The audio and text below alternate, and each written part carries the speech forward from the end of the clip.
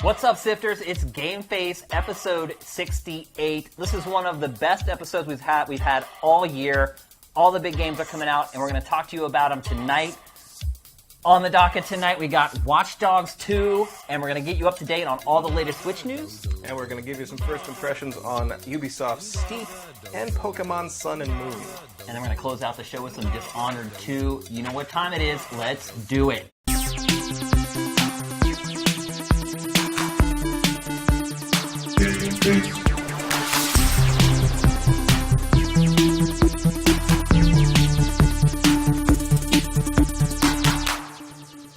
What's up, Sifters? Before we get on with the show, I want to mention something. As you guys probably know, we have been running a Sifted Fantasy Football League all season long. Haven't given any updates about the league at all. I don't know why. I just haven't. First of all, I want to say I'm in first place. But just barely. Some of the guys in the league have been doing really, really well. And probably next week I'll give you an update to kind of show you everyone's records and see how the playoffs are shaping up. By no means am I guaranteed to win this league. The guys have been doing a great job. I've been really impressed with how they've been playing. But there's a couple people who have been slacking. And in fantasy football, if you're not starting your team, it can ruin the whole league. And there's a couple guys who are not starting their team. And a couple of the guys who aren't starting their team can still make the playoffs. So I don't know what's going on, but start your team, people. It can ruin the whole league. And I know some of you guys are new and you may not realize that. But if you're not starting your team and you're giving other people wins, you know, that messes up other people who need other people to lose. So make sure you're starting your team in the league. First, we're going to kick off this show. Shane will find you if you do not play fantasy football properly. I promise. Like, don't mess with him. The crazy thing is one of the people in our league has actually went out and bought a trophy and a plaque. And the trophy will be passed on to each winner, as most trophies are in fantasy football. And then there's a plaque that will put the winner each year, their name on the plaque. And so I think those are on the way. I sent him the shipping information. I think he's sending them along. And when they get here, I'll be sure to show them to you guys on GameFace. But let's get to it. Let's talk about Watch Dogs 2. A lot of you probably saw already, our game eval went up for it. It ended up being one of our highest scores for a game eval ever. Wow, really? Ended up with a 7.4, I think. And you know, for my score, the Witcher was a 7.8, and then my score for The Witcher 3 ended up being like an 8.5, and it went up significantly for me based upon my preferences. For this me one, too. And I wrote it. Yeah.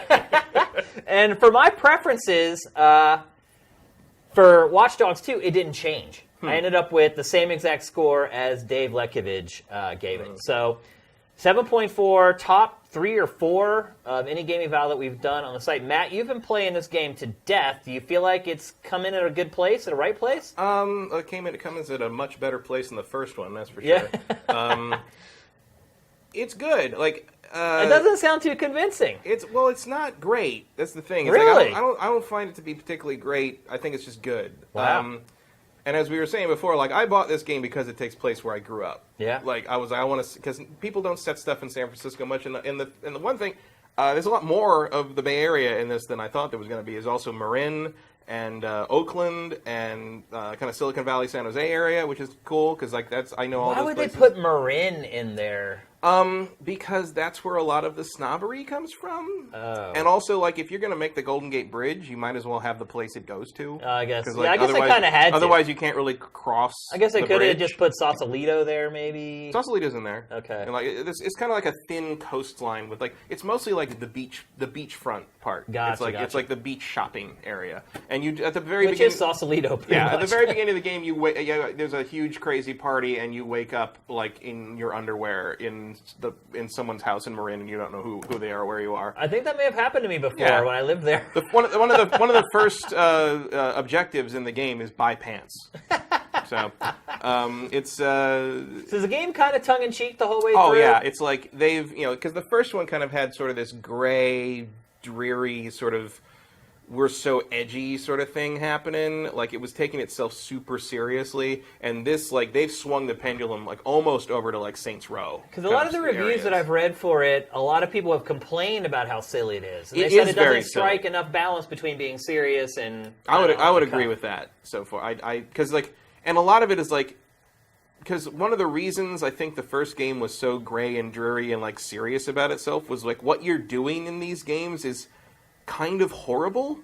Because like you're hacking people's bank accounts. Well, the premise is that like CTOS, this like wired smart city thing, went into effect in Chicago, and obviously Aiden Dickhead and his friend took the whole thing down. So this is CTOS 2.0. It's supposed to be way more secure and better, just like like they always claim. Because 2.0 is always better. And now they're starting it that's why it's in Silicon Valley, because they're the guys who are doing it. And like this company called Bloom has basically taken over as the evil overlords of CTOS, and they're headquartered in Silicon Valley down by Palo Alto. So that's why you can go down there, is because you deal with those companies all the time, fairly often in this. I grew up in San Francisco in the Bay Area, but like I'm from the Peninsula Palo Alto area, right. So like to see those, one of my first objectives in one of the side missions was go hack whoever's phone in San Mateo, and I'm just like, wow, I've never seen San Mateo in a game before. I'm gonna hack crazy. my mom. And like that's cool. And here's your headquarters, which is a secret place in the back of this board game shop, which like is very funny. If you talk to a couple of those people, like they're basically every board game player you've ever met that you didn't want to talk to anymore, including the guy telling you your Magic deck is garbage. Which is they nail a lot of tone in this game. Like because there's a lot very focused. There's a big concentration on sort of the self-involvement of the tech sector in the area, which is super. I mean, there's a fair amount of self-involvement in the SF Bay area, like by nature, I think, because it was all it comes out of that whole sort of '60s hippie free. I mean, there's a lot of self-interest in that lifestyle in some ways, even though a lot of it's meant to be focused outwards and stuff. It's also sort of about whatever you want to do it, and the self-involvement of like that has kind of sort of piled on top of itself by the Silicon Valley era. Is lampooned really well in this. I think they nail Silicon Valley and that area better than San Francisco in some ways. I was riding a motorcycle in the Palo Alto area, and I screwed up and hit something and flew off the motorcycle, and just Marcus slammed into a wall and fell down. And the the pedestrian walking by goes, "Oh, I hate that crunching sound." And I was like, "Yeah, and then walked away." And I was like, "Yeah, that's perfect. That's it." So there's a lot of stuff like that that's very funny. It's not as... They go and you can hack Ubisoft. Oh, yeah. Ubisoft San Francisco is in the game. It's a check-in place for a little, like check-in, take a selfie thing. And that secret trailer came from people hacking the UB headquarters. And so there is a side quest in the game where the head of UB marketing, you find him walking around the street getting ripped on. He's getting chewed out by UB corporate on the phone. And he's like, "No, the new trailer, no one will ever hack it. There's no possible way. We've got it all locked down. Like, I swear, like if this one leaks, you can fire me." And the woman on the other end says, "You're lucky we haven't fired you already." I'm like, wow, like that's pretty self-reflexive for Ubisoft. And of course, then you do have to go get it. And there's also a nice moment where I think you go back and because that happens a lot. The side quests tend to be you hear something or you intercept some information, and then Marcus calls his friends at the DedSec HQ and says like, "Hey, I found this out. What can we do?" And they're like, "Oh, let's do this." And he calls up and he says, "What do video game websites love the most?" And one of the guys back at HQ says, "Being considered journalists." and it was just like, whoa! Oh my god! Like there's they go for broke on some of this stuff in a way that like I would not have expected UB corporate to be cool with. Yeah, I don't know though. UB's pretty liberal, I think, with stuff like that. Somewhat, but they don't seem. A lot of times, it seems like they don't have a lot of sense of humor, a lot of like willingness to sort of bend the mainstream. Well, I mean, look, they've blacklisted Kotaku. Yeah. And, based upon leaks that Kotaku has legitimately secured, which there's nothing wrong with that. But, like, the interesting thing about this game, I think, is that, the game really wants you to like it. It's really trying to be likable and fun, and the characters, your Marcus is a really fun... Marcus is a total dork. Like, He's not super like cool. a nerd or nerd. a dork? Like he's a nerd. Oh, okay. He's because there's a difference. He's cool. I mean, he's cool. You wouldn't look at him and be like, "Oh, you're a total nerd, and I don't want to talk to you," or anything like that. Yeah. He's like one of us. You know, Right. he's like, but he comes off as like he's into this. He like when you talk to the board game people, he knows what they're talking about. He's not. He doesn't go in and he's just like, it's like, I don't know what you dorks are Well, his talking about. headquarters is in the back of the. Well, he's a board new game. recruit, so he doesn't know any of these people originally. But like he goes in and like guys are like, "Oh, we've got this thing." He's like, "You have the new thing of this," and he's like, you know. So he is not like some kind of he was not like Aiden where he was like too cool for all this stuff, and he was just like, he lives the alternative hacker lifestyle, right? And he prowls around clubs in his hoodie and mask, like Mr. Robot. Yeah, it's not like that. This dude is like a dork who kind of turned pro, basically. Right. And basically, like they find him because he's hacking into, or he's literally physically sneaking into Bloom HQ to rearrange, to hack into their network because he's been falsely framed for a bunch of crimes he didn't commit. And so he's erasing his profile. And no one has ever succeeded in doing that. And when he does succeed in doing that, the DedSec guys kidnap him and say, like, all right, you're working with us now. And he's like, all right, great. You guys are awesome. Because he's heard of them before. Right. So so this little core group you're working with is like, they're all super wacky. You've got the guy we've seen in the trailers with the digital mask on, who's like sort of crazy and mildly homicidal, but also like really funny. And then like there's the girl who's like a street artist and like super like thinks you're super cool, but like also gets to be sarcastic about stuff. She handles all the propaganda. I'm assuming. And you've got the autistic white boy who like is like actually the genius. He's the genius, and he's actually like portrayed like really like pretty well. I mean, it's a very realistic like his social anxiety and autistic element is not like the hook of his character. It's just how he is, and everybody sort of accepts that, which is it's a very progressive way to portray him. And he's also sort of the genius, so he handles the really hardline tech stuff. And then there's like another black guy on the team who is like, normally I guess he would be the diverse character, but he's also sort of he seems to be like the most normal of the group. Like he's like I guess the person who could kind of like go out into the world and do shit, where everybody else sort of stays in the basement in the board game room. And then in the end, Marcus is sort of the one that's sent out to do everything. Like theoretically, I guess she's running around painting murals and they're doing what they do, but like Marcus is the only one you see around, really.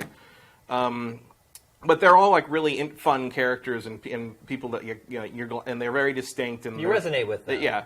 But the issue is that like the basic plot is basically CTOS is bad. The plan is to like spy on everyone and like have access to everyone's data, and that's a ton of power, and we can't trust it to be in the hands of this corporate entity.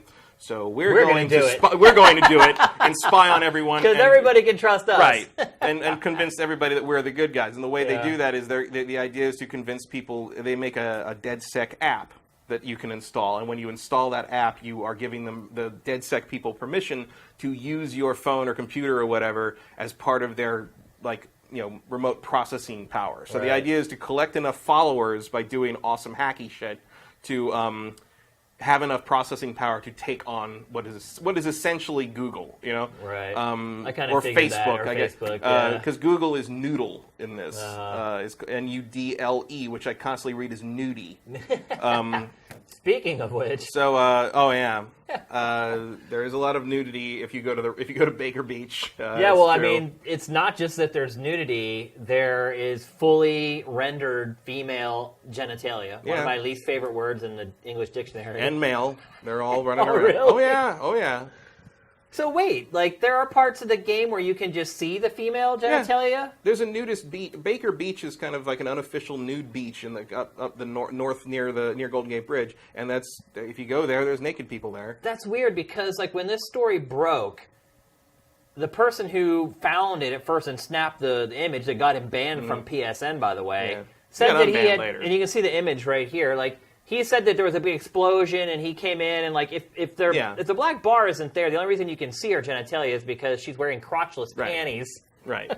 But if you go, but you're telling me that like you see that all the time in the game. Not all the time, but it's there. Like there's a barbecue. Someone had a video of it's like a backyard party, like a barbecue, and one of the women at the party is naked, and And there was another one like where completely buck naked. Oh yeah, totally buck naked. And there's another video you can So find. how's Ubisoft going to patch this out? They're just going to get rid of all the nudity. As I understand, they're basically patching out the female genitalia, and you're still going to be able to see penises. So wait, the girls are going to look like Barbie dolls? I don't know. I don't know how they're going to handle that. So I did not know that. I did not know that this was all intended by Ubisoft. I thought that this It's all was in just there. like Yeah. Well, a glitch like you can find across. like the video that I saw for the male nudity was like it's like a bum, like a homeless guy or or a hippie guy, and he's just wearing like a trucker hat, and he's just naked, and he's running down an alley, and like it's just. There might even have been some physics on the dong. I don't know. Dong physics. Yeah, I mean GTA did it, so you gotta match the competition. Got a one up, yeah. Why? Well, I don't understand though. Then why are they going to remove it if it was like a planned part of the game all along? Because they're afraid. Because I thought it was like another hot copy thing where no one was going to see it unless the game was hacked or there was a glitch or something. I mean, I didn't like crouch down and like try to see if I could see vulva, like right. on the character models that were walking around. But like, right. yeah, you can find fully nude human beings in this game walking around, clearly as part of the plan. I mean, it's because it's San Francisco. Yeah. You see naked people on the street in San Francisco all the time. Like, yeah, or worse. Yeah. That is, you don't see that. There's nobody taking a dump on the sidewalk that I've seen so far. Not yet. Although there are a lot of people throwing up. Oh yeah. Like you see people throwing up. And what about homeless? Is there a lot of homeless? One of the achievements is actually to take a picture of someone puking on the street. Oh really?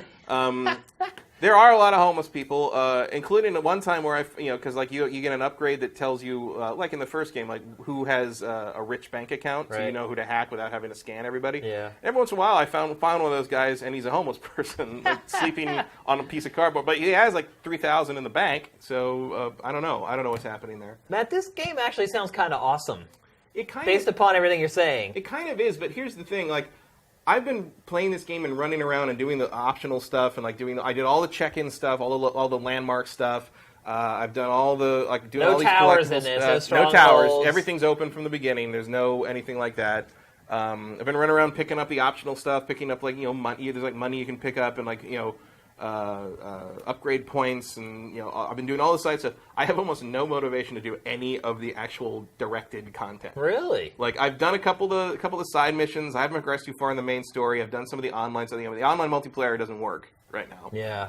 They're the seamless. I think they said by this weekend it'll be back. The seamless multiplayer. You can, if you intentionally want to join up with somebody, you can. Like you can activate it manually, but like the seamless thing where like people can just kind of show up in your game and you have to play a little match. Yeah, because there's an option kind of like Dark Souls, right, where people can invade that's how it was your world. In the first game. In fact, I was playing the first game this week to kind of refresh my memory because it's a very forgettable title.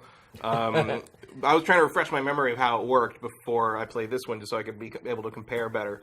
And for a game that's as old as that one is, and you'd think it would be dead as a doornail, like people were invading my game constantly. Wow. Like I was getting like somebody new trying to hack me like probably every 15 minutes. Like I couldn't get shit done. And the worst one, because you have to activate all the stupid towers. I hadn't activated all the towers yet, so I went to do that. The last tower, I finally get through all the doors and hack the things, get up to the top of the thing, open this thing, send this thing over, hack this thing, open this gate, get to the gate, walk up to the thing, and right as I press triangle to activate the last tower, it's like, you're being hacked. I'm God. And, oh, man. And I had to leave the building and come down to the street to deal with the guy. So then I'd go all the way back up. To get God. It's like, well, you can turn it off, though. You can turn it off, but it's like, it's a fun idea, but every once in a while the timing is bad. It was just, for me, it was surprising just that, like, I figured that game would be dead on PS4. Like, why is anyone still... I guess a lot of people might have been playing it the same reason I was playing it. Because the sequel's coming out. Let's play this until it comes out. Let's catch up. And it actually kind of screwed me up because the controls are different in this one, and they're way better. Like they improved how the vehicle controls are a lot better. Vehicle controls are infinitely better. In fact, the first time I stole I think it was a Mercedes equivalent in Marin after I bought my pants, and then you have to drive down to the Haight to get to the HQ. For the first meeting with DedSec, and is that where the DedSec headquarters are? Yeah, that's where the first one. There's one there. There's one down in San Jose, and there's one in Oakland. But the first one is in the Haight over in that area, or maybe it's. I'll get to that in a second. Okay. But like I'm driving across the Golden Gate Bridge all the way through the city, and my girlfriend said, "I think it's the first time I've ever seen you play one of these open world games and not hit anything for this long." Oh wow! And it does control very well in the car department. How is the car driving in San Francisco? Because to me, that seems like one of the highlights is being able. Because a lot of these open world games, like they're mostly flat. Yeah. Like you're always driving around these perfectly flat streets. You're driving on grids. How is it driving? I mean, can you do crazy jumps where you like nosedive into the ground and like? In theory, I mean, here's the funny thing: and most of the hills in this game are not as steep as the real thing. Oh, really? Because I mean, we live there. You know that like you can come across like Jones near California or some of those places, and like you're afraid to go over that edge. Or you walk up the hill and your calves hurt you for like 4 days. Yeah.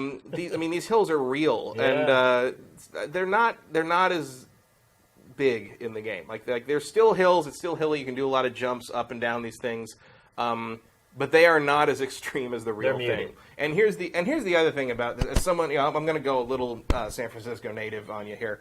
I understand you have to compress a city to kind of fit it into a game space. You can't have a one-to-one model because then you end up with something that's like not fun to play. Yeah. But this thing is super squished. Like. And San Francisco is not a very big San city. Francisco's not huge. It's about 7 miles by 7 miles. Yeah. First off, only about half the city is in this. Wow. Because if you're That's really in San Francisco, you've got like Financial District and Market Street and Soma and all North Beach and Fisherman's Wharf and over there. And then you go further west, you get Haight, you go down Fell Street, you're near Golden Gate Park. Golden Gate Park is a rectangle. In this game, Golden Gate Park is like a square that leads to a bunch of green that becomes the beach. So it cuts off. So the sunset's just completely. The sunset's totally gone. There's nothing. None of the basically what you'd call like kind of bedroom section of San Francisco is over there. Like none of the 19 going up as Highway 1 up through the city, 19th Street going up through the city to the Golden Gate Bridge. That's not really there. Things are just piled on top of each other. Vermont Street, where we used to work.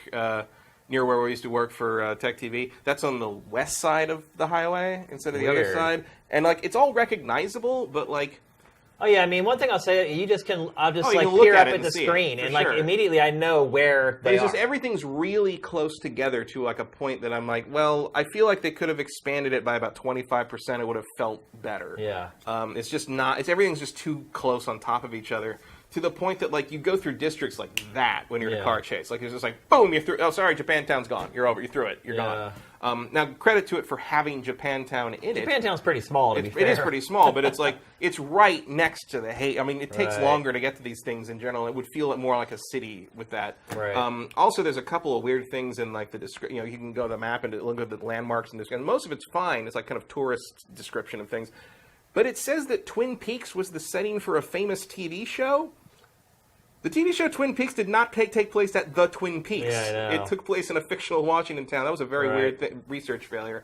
And then there's the thing where, the freeways are all messed up. Where, if you cross the Bay Bridge to Oakland, it says you're on 101. And, there's a lot of, weird... If you're a native, you're going to notice that the compression has turned this into sort of an alternate reality that doesn't quite work. Do you think you would enjoy the game more if you didn't know San Francisco as well as you do? No. No? It doesn't really... So it isn't affecting your enjoyment. It doesn't impact my enjoyment enjoyment of it. It's just It's just observation. It's the best San Francisco that's ever been in a game, period. Oh, for sure. No question. You can just watch footage of it and see that. It's just, it could have been better, and I don't see any reason why it couldn't have been a little bigger. I mean, I'm glad there's more, nearby areas that you can go to, but it could have been a little more.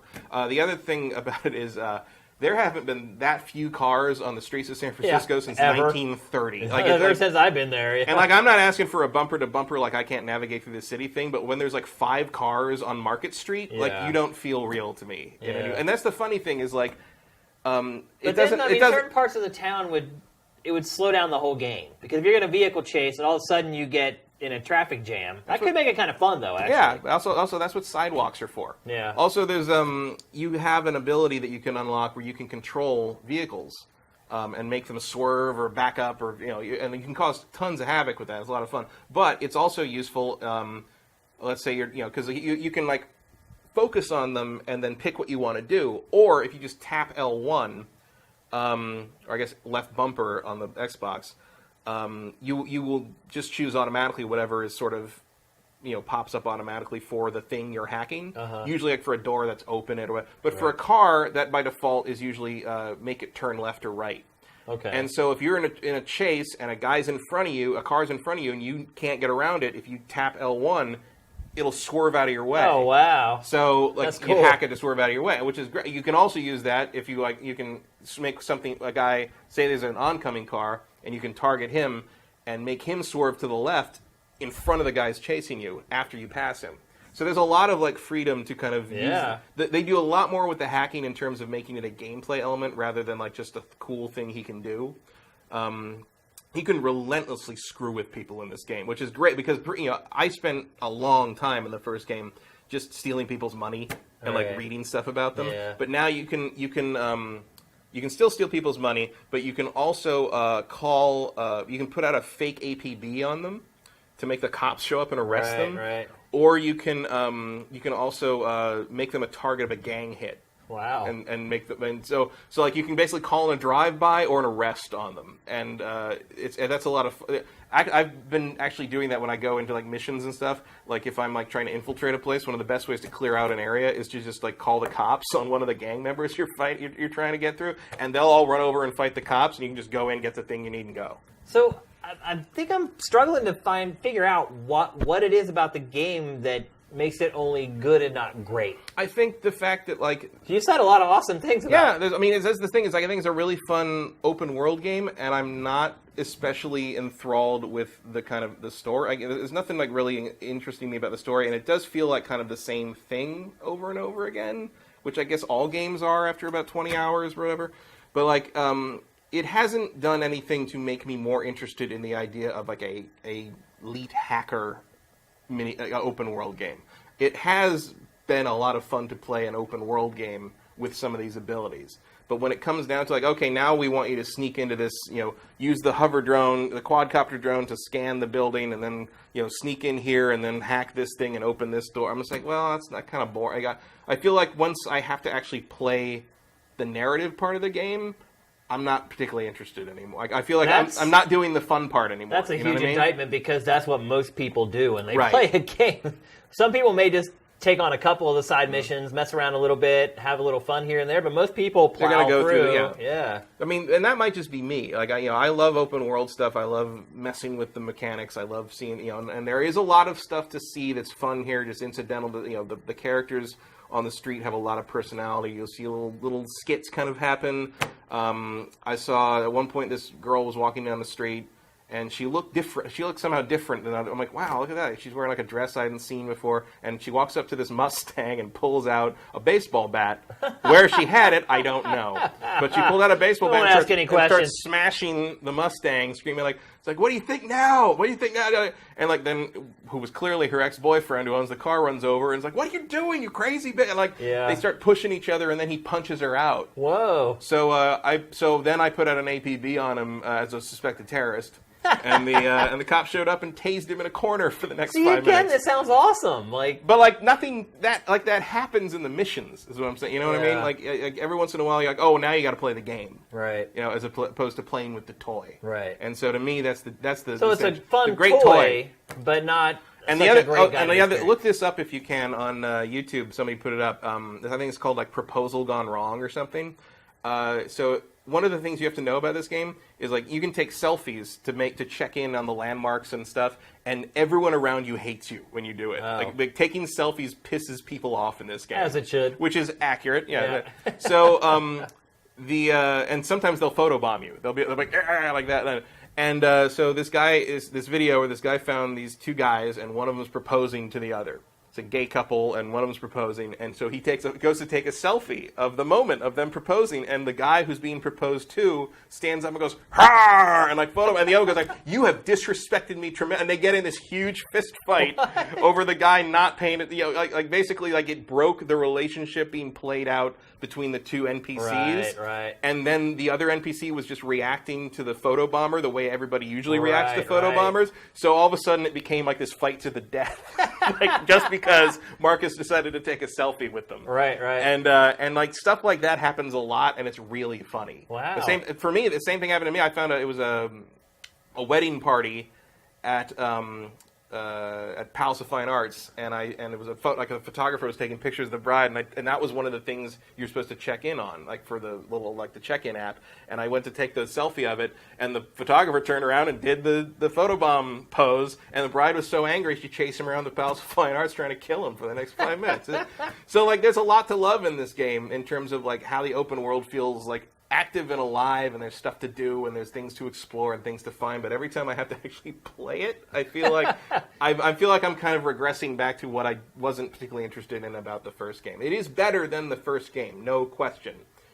But you remember that E3 demo of it, where we're you're just scanning a building and then sending a little remote controlled drone, and the drone stuff you have is adorable, but it's not nearly as interesting as standing on a street corner and ramming cars into each other, with the phone powers. So you would recommend this game to people who play open world games and just go and mess around in them, and not necessarily someone who buys open world games to experience a story and kind of play through that whole arc? I would say so, yeah. That's where I'm having the most fun, is the open world stuff. Playing it with it as a toy and not playing it as a narrative experience. Have you had a chance at all to try out the multiplayer? Yeah. Have you actually invited people and tried it out? I mean, randoms, not my friends so far, but it worked. I seem to lose connection to them. I played a bunch of co-op missions, 3 or 4 co-op missions with random people, just so I could find someone and brings them into your game. And every single time except one, so 3 out of 4 times they got disconnected halfway through the mission. Does it seem to scale based upon how many people are participating, or does it get a lot easier when you have somebody helping? I think it's the same. Yeah. I didn't notice any, because after that I started doing them solo, because I'm well, if you're just going to drop out, I'm not going to bother with that. And it all seemed the same to me. They're not that hard to do. I mean, I was doing ones that were rated as hard, but they were pretty easy, I thought, and they're a good cheap way to get followers. Is the game easy in general? I mean, I've died a few times. If you get caught and you don't have a plan for what's going to happen after you get caught, you're probably dead. He can't take too many hits. Marcus can't take too many hits, and if you don't have cover, if you're not in a good place, or if somebody gets behind you, I probably die about half the time if that happens. It's not easy. So no, I wouldn't say it's unreasonably easy, but I would say once you sort of have a handle on what all the things Marcus can do are and how to use them, you're going to waltz through a lot of stuff. But you could probably close by saying it's far better than the first Watch Dogs? Oh, infinitely better than the first Watch Dogs. For one thing, I can't really tell you a lot about the first Watch Dogs in terms of what I remember about it. It's pretty forgettable. There's nothing there. It makes me think of one of those gray days where you just don't go outside. Right. But this one's vibrant and fun and understands that what it's doing is kind of ridiculous, and it has a sense of humor about itself, and there's a lot of good music in it. And it's very free about where you can use the music. One thing I will give it a huge props for is that Marcus has headphones. Whereas you only got music in the cars in the first game, Marcus has, MP3 player on his, and every time you hear a song you don't already know, you hold the touchpad and it adds it to your library. So he can just run around with his headphones in and listen to all the music in the game on foot, and you don't have to do custom soundtrack tricks, or you don't have to only be in the car to hear music. It lets you hear all the music however you want, whenever you want, all through the game, and I think that's a very positive step. So thumbs up to that. Are you happy you bought it? Yeah.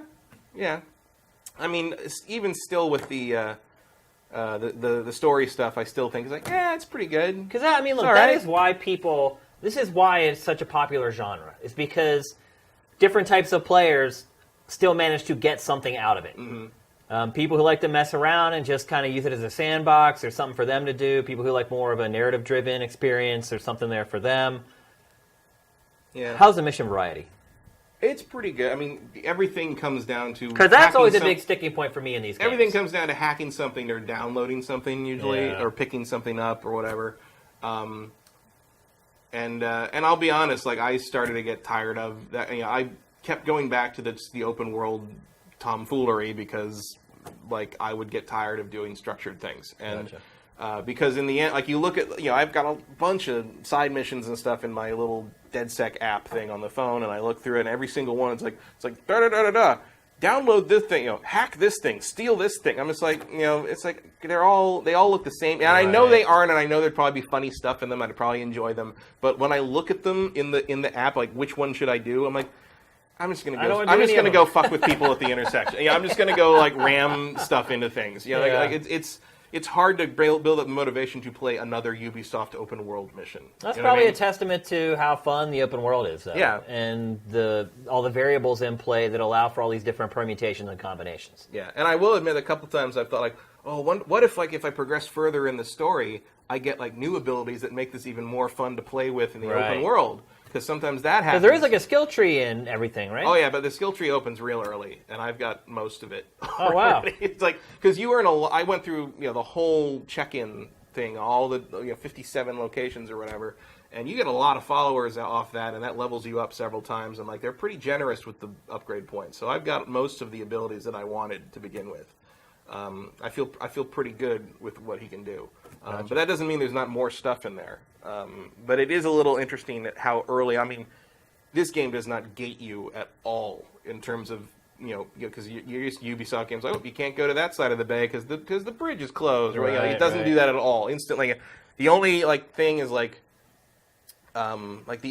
the other HQs were open after the first main mission. And you can fast travel to those things in all the stores. You can fast travel all over the map from the beginning. There's no limitations whatsoever. I hope that open world games are that way going forward. It's much.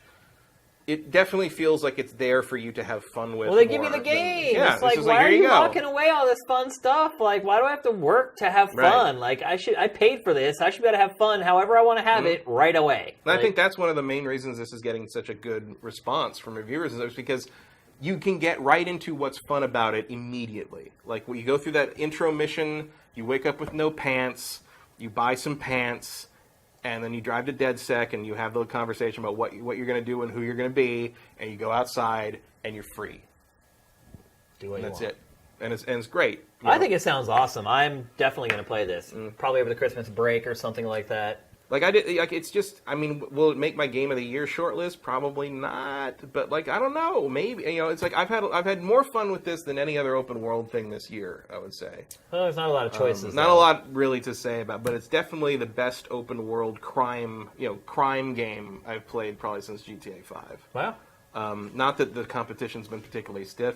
That's still some glowing praise. And also, if you like Saints Row. It seems like it's got that vibe about it. It has a Saint. It's not as crazy as Saint, because Saints Row is, especially once you hit 3, is basically a cartoon. Yeah. And I would say it's not quite there. But if you thought Saints Row started going too ridiculous after 2, you might dig this one.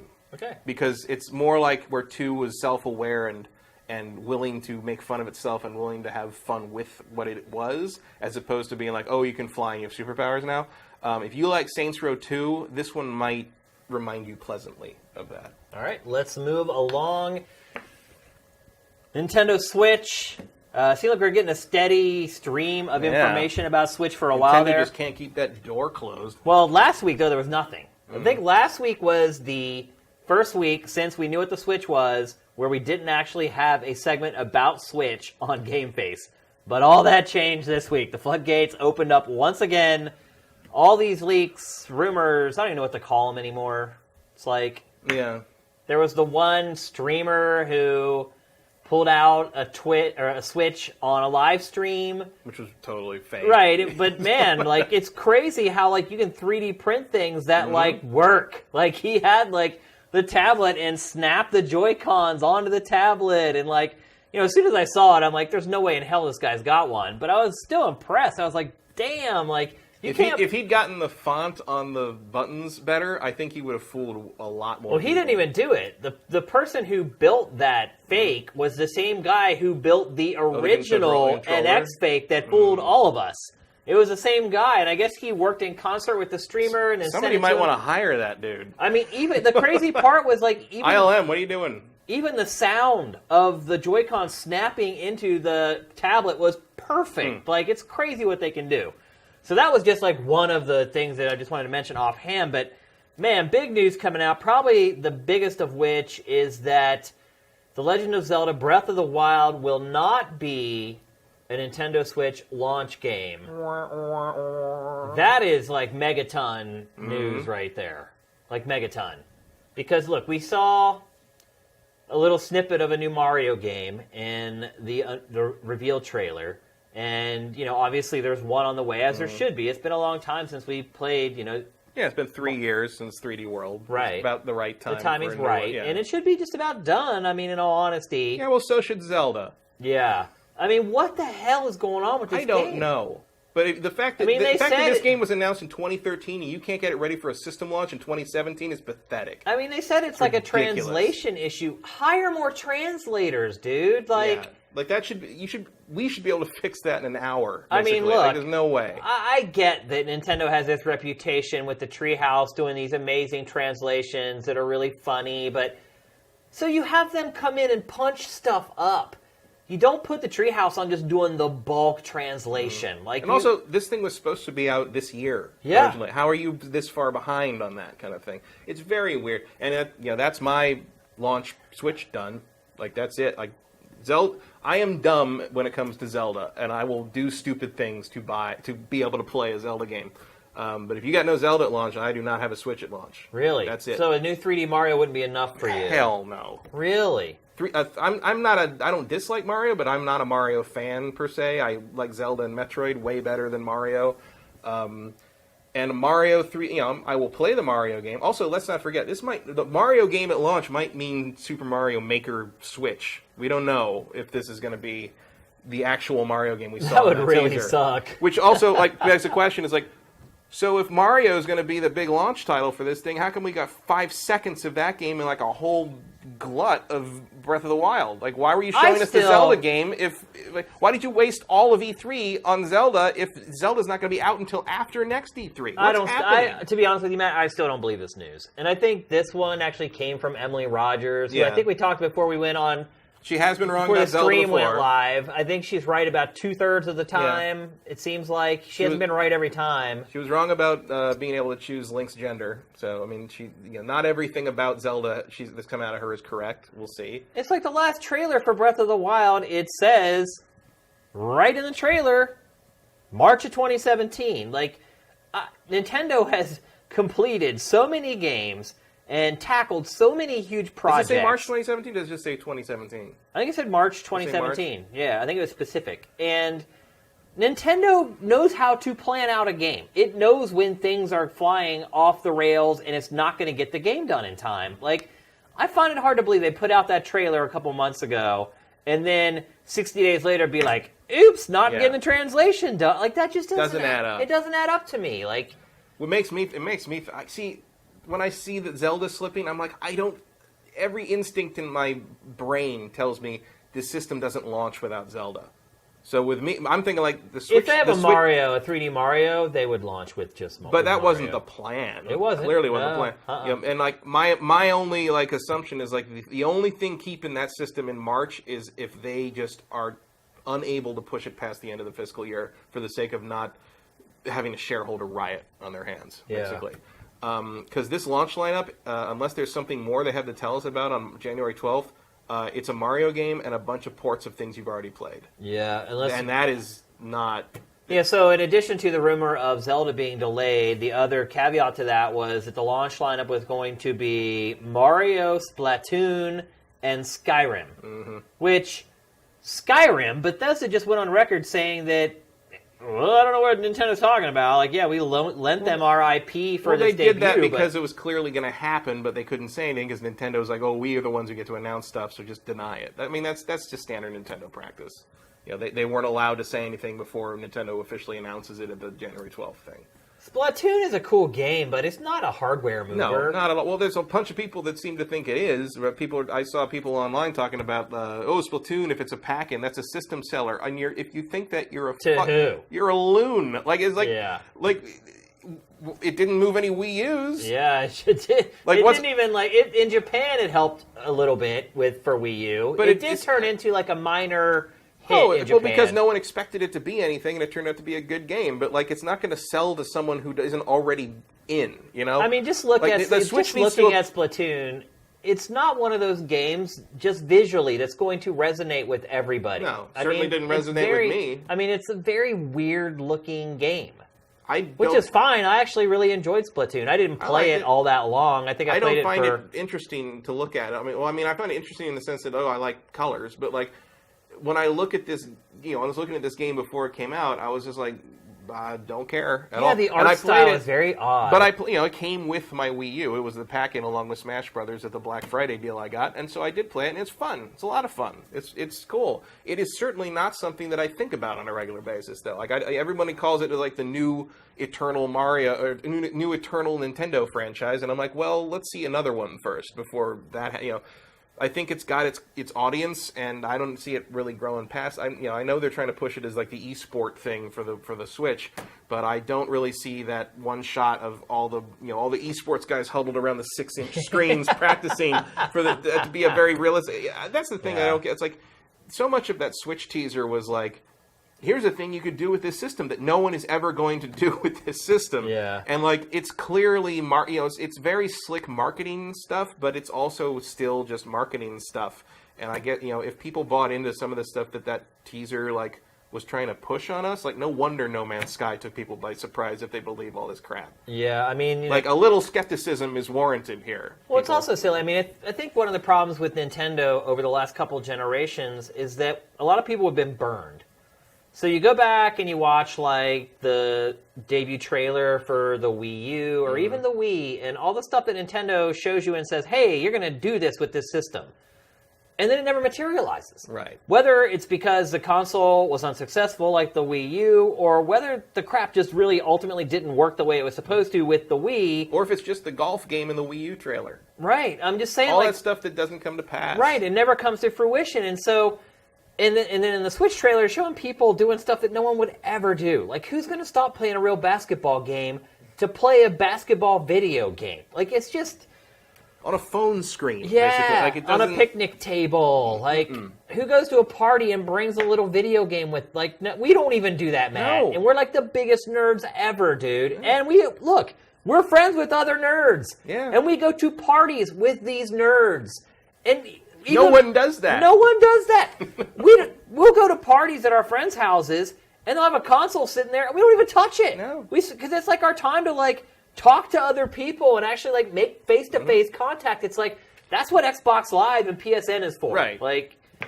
It's very rare that we play video games with our friends with pants on. Yep. Because we're all at home playing it online. That's a good way to put it. The most I've played video games with other people in person in years has been VR. Yeah. Because people come over to try my VR stuff. Yeah. And like that's it. But it's like that's the only reason you'd go to someone's house to play a game right now. At least in our we're older. We don't do the couch co-op thing too much. So we don't have roommates anymore. Right. Other than like our significant other. Like we don't live with our bros anymore. Also, like it might be a generational thing. A lot of people do though. Yeah, but it also might be a generational thing because like.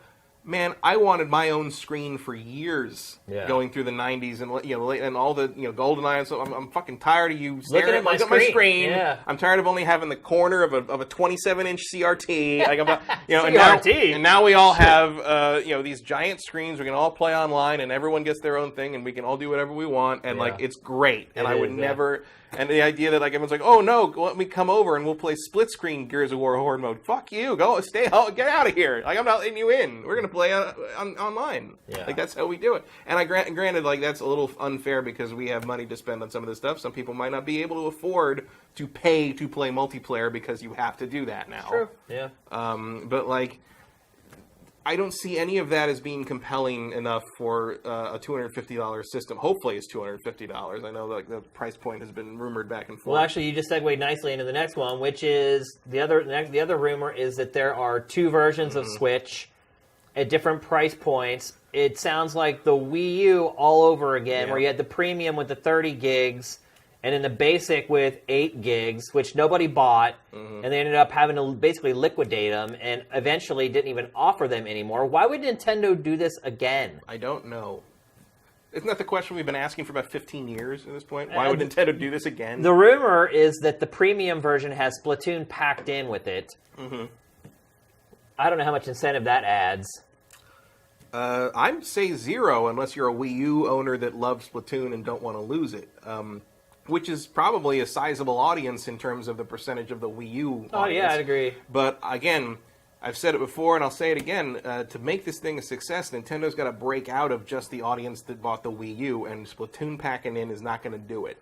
That might be irrelevant to the launch of this system because, just the people that love Nintendo and are automatically on board and bought a Wii U, that might be enough to make this launch sell out. If they're only making 2 million, that's probably enough. Yeah. And then from there, you want them to spread the word and kind of be like a grassroots thing as you work your way. Shouldn't Zelda be the pack-in for the premium? I don't think you give that away. I mean, they're not giving it away. It costs more. Well, true. But Zelda's not coming out with it, so... But imagine if they... Let Mario be the If you pack-in. ultimately end up, if you buy the bundle, you end up paying $40 for Zelda instead of $60. Mm-hmm. Like, to me... It's worth it for Nintendo to do that, looking at the big picture and trying to make this platform an overall success instead of it being another Wii U where, hey, we had a pretty good launch and then nothing happens after that. Yeah, I mean, I don't disagree with that, but at the same time, the business person in my head is saying, like, well, is there anyone who buys that system who is not going to also shell out another $60 for Zelda on top of it because that's what they want to play? You're leaving $20 on the table there. Maybe. I mean, it's corporate and it's not nice, but Nintendo is not your friend. Yeah. Like they're there to make money. Oh, I know that. And selling Zelda say that separate over makes and the over. most sense. What I think they should pack in is not Splatoon, but the port of Super Mario Maker. No. I think you want to play on that nostalgia because guess what? Nintendo Mini, whatever the mini Nintendo system that came NES. out, the NES, looks like the nostalgia thing works. Yeah. So Nintendo may end up selling more of those micro NES consoles than it did Wii U this if they year. make enough of them, yeah. That's hilarious. The other thing, too, about the two I hope versions... everybody got that if they wanted it, because I know we were kind of like, get in line right now. Like it seems like it was a messy situation, and there's all these angry people posting reviews of how Best Buy sucks because they didn't get them all the NES minis they wanted, and then you read their thing, it's like you wanted 5 so you could flip them on eBay, yeah. you dickhead. Screw Like, you, yeah. Like it's hard out there for a Nintendo fan right now, I think, trying to get that thing. It's sad that they weren't able to make enough of them. Well, I think they're saying that Walmart is going to put up a little bit every day until Christmas. So if you're really looking to try and find one, that's probably going to be your best bet. And it's like either you didn't know it was going to be that popular, which is impossible, or you're doing it on purpose, like the Amiibo thing, because every other, Japan and Australia and Europe all got tons of amiibos for every different character. You walk into any store in those regions and you can buy any of the amiibos you wanted, just like Skylanders or Disney Infinity. But in America, there's stuff that I've never seen on a shelf. Supply constraint. And I don't know how Nintendo of America is somehow accidentally doing that. So to me, it seems like they're creating some kind of scarcity problem intentionally, which I think is bullshit. Because if you want to buy that NES Mini, you should be able to. Yep. So the 2-version leak actually came from a retailer. A retailer made a mistake of putting... Was that Toys R Us Canada? It was maybe Europe, I can't remember. But Toys R Us Canada, I know, put up like a placeholder price that translated to about $250 US. No, it was Europe because the original price that I saw was in euros. Okay. And I had to kind of convert it over to USD. Yeah. Okay, because the one I saw was Toys R Us Canada, and so the price was in Canadian dollars, so it was like 340 or 325. I was like, what? Like, so it was a eye pop moment until I did the math. What do you think about this price? $250 for the basic, $300 for the premium. I mean, that's pretty much on target with what we had mentioned before. The basic meaning what? Like the 8 gigabyte SD card? Whatever it is, yeah. I mean, I probably have a better SD card already for that, so I guess it doesn't really matter. I mean, do you think that the storage on this thing is going to be all SD cards? Yeah. Really? Yeah. Well, what do you think? There's a hard drive in the thing? I mean, how are you going to download like DLC? You're going to buy a bigger SD card. That's insane. That's Nintendo. That's insane. That's insane. All right, let's move on. I don't disagree, but I think that's what it's going to be. The next point, EA, one of its executives, I think it may have been its chief financial officer, was giving a speech, and some people started asking him about the Switch. And basically what he said is they are looking to release 1 or 2 games for the Switch from some of its biggest franchises. And then they're going to take a wait-and-see approach. Much like VR. Right. Does that really mean that EA is just not supporting Switch? I think so, probably. 'Cause I mean, EA is going to sit It's there and almost be like a token offering. Well, like didn't they saying, say something "Look, like- we want to be partners with you guys. Just say we're partners with you guys." Well, didn't they say something like one of our major titles will be coming here? Which everyone's saying that means Mass Effect, but I think it. I don't. I think it's like I think Madden. it means Madden or FIFA. Yeah. Because those are easy games to port Right. as well. I mean, Yeah, they scale. Yeah. They're not. They're. If you're Nintendo, they're probably the ones you want because they have a wider audience outside of your core demographic. I guess. I don't know. Sports games on Nintendo platforms never, ever do well. Well, the thing is, like, if they stuck with Madden on the Wii for a long time, and they even made that crazy, like, kids play mode, basically, where it was just like, you just whip the Wii remote, and the guy automatically catches it and runs for a touchdown. Like, what was it called? All Play, I think All is what Play, it was. that's right. Yeah. And that didn't work. It totally tanked. Bring back Ken Griffey baseball. Yeah, and I mean, that was EA actually creating stuff specifically for Nintendo's hardware, and then it went for a more traditional approach, and that didn't work either. Mm-hmm. It just seems to me that unless it's a Mario sports games just never do well on Nintendo platforms. Because if you're a sports gamer, you already have another platform you play those on. Like, and EA has known this for a long time. I mean, even go back to the N64, and they released Madden 64, and then they never really released another game except for FIFA on it. At this point, would it be smarter for Nintendo to have just done, like, basically an NES Mini, but for their current games? Like, here's a super cheap system. Isn't that what it's doing? I mean, it kind of is, but it's $250, $300. So, like, whereas, like, what if you just made something that was like, this system is a closed system. We only put Nintendo games on it. It's all digital or whatever. It's all cartridge and digital. And here it is. It's $150, $175. We're not competing with the other guys. We're not trying to be your only console. But this is how you play Nintendo games now.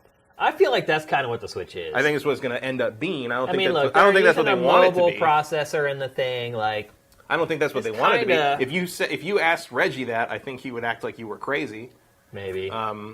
Maybe 2 years from now he won't. Yeah. But that's clearly what it turns out to be. I mean, they've learned some hard lessons already. I can't imagine they wouldn't adjust. You'd think. You'd think.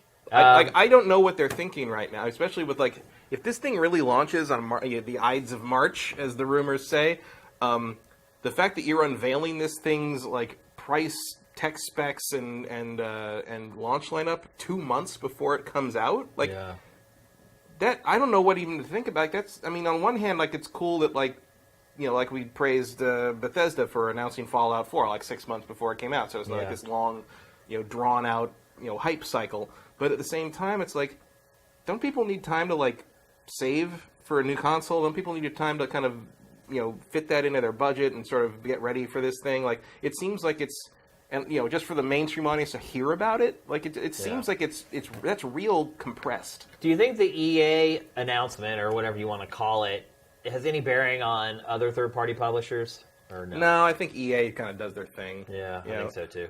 I don't, same with VR. Because EA's been that way with Nintendo now for a while. Yeah. And EA's just not particularly adventurous when it comes to that kind of thing. They've got their business, they've got their platforms, they've got what they release, they've got what they do, and they don't really need anything that else. Runs on the platforms it's making games for, and The final thing we want to talk about today, something happened that made me really happy. Nintendo re-trademarked Wave Race in Europe. What do you think about that? It's cool. I mean, I'm not a huge Wave Race fan. Really? But I will say this: Wave Race on the GameCube, Blue Storm. Yeah, that's what we're seeing right now. Wave Race on the GameCube is the game that convinced me to switch to component cables. Yeah, it made a huge difference. Because when you switched that thing to progressive scan, you could suddenly read the stickers on the jet skis. And I was like, what? It made a world of difference. So I instantly ran out and switched to a component cable. It was crazy how much a difference progressive scan used to make back in the day. But it was like night and day playing this game with the cables. Oh yeah. So I think that's cool because, like, I know it's a loved game that, much like F-Zero, it's like, if you love this game, you've been out in the cold for about 10 plus years. So I'm glad I'd be happy to see it come back. I can't wait to see what it looks like with modern hardware.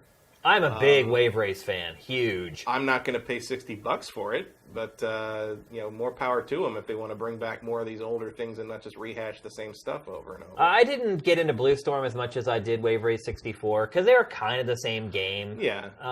But I still really enjoyed it, and I played the living crap out of Wave Race 64. Like back when the N64 came out, there weren't games for it. I actually imported Wave Race.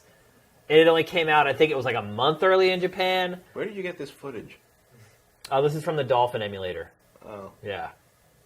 Oh, so is it like the attract mode or something? What do you mean attract mode? Did you play this, is what I'm saying? Yeah. Oh, okay. It's on the Dolphin emulator. Oh, okay. Yeah. That's why it looks so good. You're not very good. I hadn't played it. I hadn't played it in like, I don't know how many years. Like, seriously, It's been like 8 years. And like, I started messing around with the... Well, the other thing, too, is you're not playing it on the controller that you bought it on. Right. So, yeah, I just recorded some footage really quickly. But I used to be a beast at Wave Race. Like, literally nobody could beat me at Wave Race 64. But I didn't enjoy this one as much as I enjoyed the 64 version. Yeah, I could not control this game at all. That is one of the issues with Dolphin, is that the controls don't translate as well over. No, always. I played most of the stuff on that with the Xbox controller, and most of it works, but not all of it. This game, though, I don't know if you realize this or not, you have to be, like, literally, when you steer in Wave Race, you're just tapping it, like, just a millimeter each side. People forget how good the analog stick was on the GameCube controller. And the N64 controller, too, it was like that. Like, your car, you're kind of skipping on the top of the waves, and you're just slowly correcting it as it goes. And yeah, that was like the big learning curve of Wave Race, was learning not to just throw the stick one way or the other. Yeah, I literally just booted this up and recorded it right away. I just wanted to make sure we had some footage to show. But I'm really excited about Wave Race. I think it's due for a comeback. I'd love to see it running on a console, hopefully as powerful as the Switch. So I'm going to stop watching that footage because it's just stressing me out. Sorry. No, I'd be glad to see it come back. I mean, at least, the more things that they prove they haven't forgotten about. The only downside to me is, like, I feel like they're not going to just, like, suddenly overdose on racing games, so this doesn't seem good for the F-Zero fans. Yeah. But, I would rather play this than F-Zero. Well, let's not go crazy. No, I would. I feel like it requires way more skill. It's way more fun. I don't know about more exciting, but I enjoy playing Wave Race more than F-Zero. I know I may be in the minority on that, but that's just me. All right, let's move on. Probably should have maybe rolled this next topic into talking about Watch Dogs 2, but Ubisoft came out today and said that for its future open world games, and it's going to start with the next Assassin's Creed, Ubisoft wants to tell stories in a less rigid way. So basically what it's saying is we are going to get rid of canned cinemas. And everything's going to be told kind of on the fly as you play. How do you feel about that? Well, judging by how I'm enjoying Watch Dogs 2, that seems like the good way to go. I know, that's what you were talking about it, and I'm thinking about this later topic, and I'm thinking, shit, I should have included it in this one. But I'm also thinking, Matt is actually enjoying that element of Watch Dogs 2 more than the more scripted story sequences. Yeah, I fully support this move. But if do you they decide to do feel that like games have the ability to tell a compelling story that way? Well, let me put it this way. I don't think Ubisoft has told a compelling story in a while, Yeah. so maybe it doesn't matter. But I do know that, Look, I'm talking in general, not just about Ubisoft, because, look, a lot of things that Ubisoft does ends up being copied by other developers. I think it's entirely possible. My favorite game of all time is Shadow of the Colossus, and it tells its story almost entirely with no words and just being someplace and playing the game. But there are cinemas in that There are game. cinemas at the beginning and the end, but most of the game and most of its functionality is told Subtle. through context. And Yeah. I don't expect Assassin's Creed to become that, in part because there are other human beings in it. Right. But, like, yeah, you can do that. I mean, I don't know if you can do that every year. You know what I mean? Like, if they want to turn Assassin's Creed into another yearly franchise, but they want to do it that way, that to me seems like hard. Like, if you, I mean, that's going to take some work and some, because part of the problem the Assassin's Creed series has had, in my opinion, I'm a big Assassin's Creed fan. I love the first few games. It's a shame what they did to the Ezio games and the remaster that came out this past week, because wow, It looks butchered, yeah. But, like, I love those games up to a point, and I think they really suffered from the fact that they were released yearly, not because I got sick of them, because I played Assassin's Creed Rogue for the first time this year because there was no Assassin's Creed game to play this year, so I'm like, it's time to play Assassin's Creed. So I played the PC version of Rogue, which I never played Rogue before, and again, I love the pirate games in the series. I love the pirate stuff in Black Flag and Rogue and I think a little most bit people would was agree in with 3. that, yeah. And the worst part about Black Flag was every once in a while it made me get off the boat and play Assassin's Creed. Like that. And so, yeah, the structure was what made that game less fun. But I think part of the problem was, by switching to that yearly model, the same team couldn't make each game. So you were constantly having different teams with their own take on the material, with their own take on the engine, with their own take on how things should be presented, and it never got to evolve. It's sort of like wrestling games, where they won't just stick with something and let it progress and improve as time goes on. They have to reinvent the wheel every time. To the point that in Assassin's Creed Revelations, Desmond doesn't even look like himself anymore. Yeah, I know. There's no coordination on that. So if they want to go back to that mode, I feel like if they find a way to create this kind of model for telling a story with no cutscenes and in a more open, organic way, that's just going to become the new formula. I just also feel like that just opens up the floodgates for the developers to make more mistakes. Yeah. And I just feel like it's harder to sort of bug test and squash all the bugs when you're trying to make a anything can game happen. that way. That's true. And when you're talking about, specifically with Assassin's Creed and Ubisoft, games that typically have had a lot of bugs, in some cases game-breaking bugs, I feel like that's a poor plan. And I'm also coming Definitely off... a dangerous plan. The other thing, too, for me personally, is that I'm coming off playing Call of Duty Infinite Warfare. And in that game, because it takes place in space, a lot of people have space helmets on. And I mentioned this in the game eval for it, but they put this filter over the voices to make it sound realistic, which makes sense because, you've got a helmet on. You should be able to hear everyone clearly through your radio transmissions. But the problem was, a lot of times, your allies are saying, hey, you need to go doing this and that, but, there are explosions going on all around you and all this ambient, sound stuff going on, and you could not hear sometimes what they're saying. Or they're talking over each other, and, the samples are getting all jumbled up.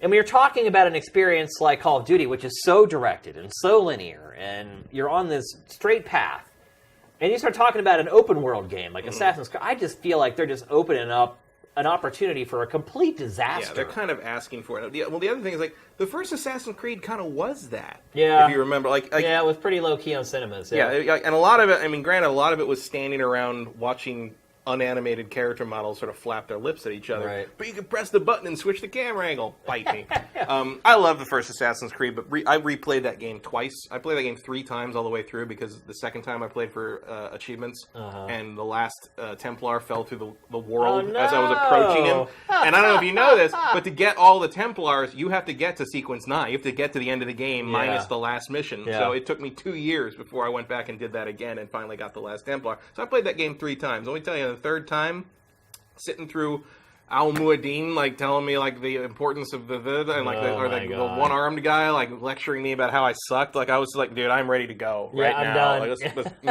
move along, people. So that can go about. Also, the eavesdropping missions where you just sit and listen. So you know for sure there's times when you're at E3 and there's you're hanging out, you sit at a table and talk to people and everybody's drunk and the time is and sometimes you hear Ubisoft people talk about things. These guys. I heard that at some point those eavesdropping things were supposed to be 5, 6, 7 minutes long, and eventually they were cut down to what we got. Can you imagine having to sit on a bench and listen to those guys for 5 minutes and try to remember what they were? Because the thing about those eavesdropping things that were great was they actually did tell you information about where you were going in to assassinate. If you listen to them and they told you about the scaffolding on the whatever, if you went to the north side of the building, there was the scaffolding you could climb. But it didn't mark it for you. It didn't do the work for you. You had to literally listen to these characters. Can you imagine having to sit through 5 minutes of dialogue to pick up the one relevant piece of information? Praise be to the developer who said, no, we got to cut these way down. But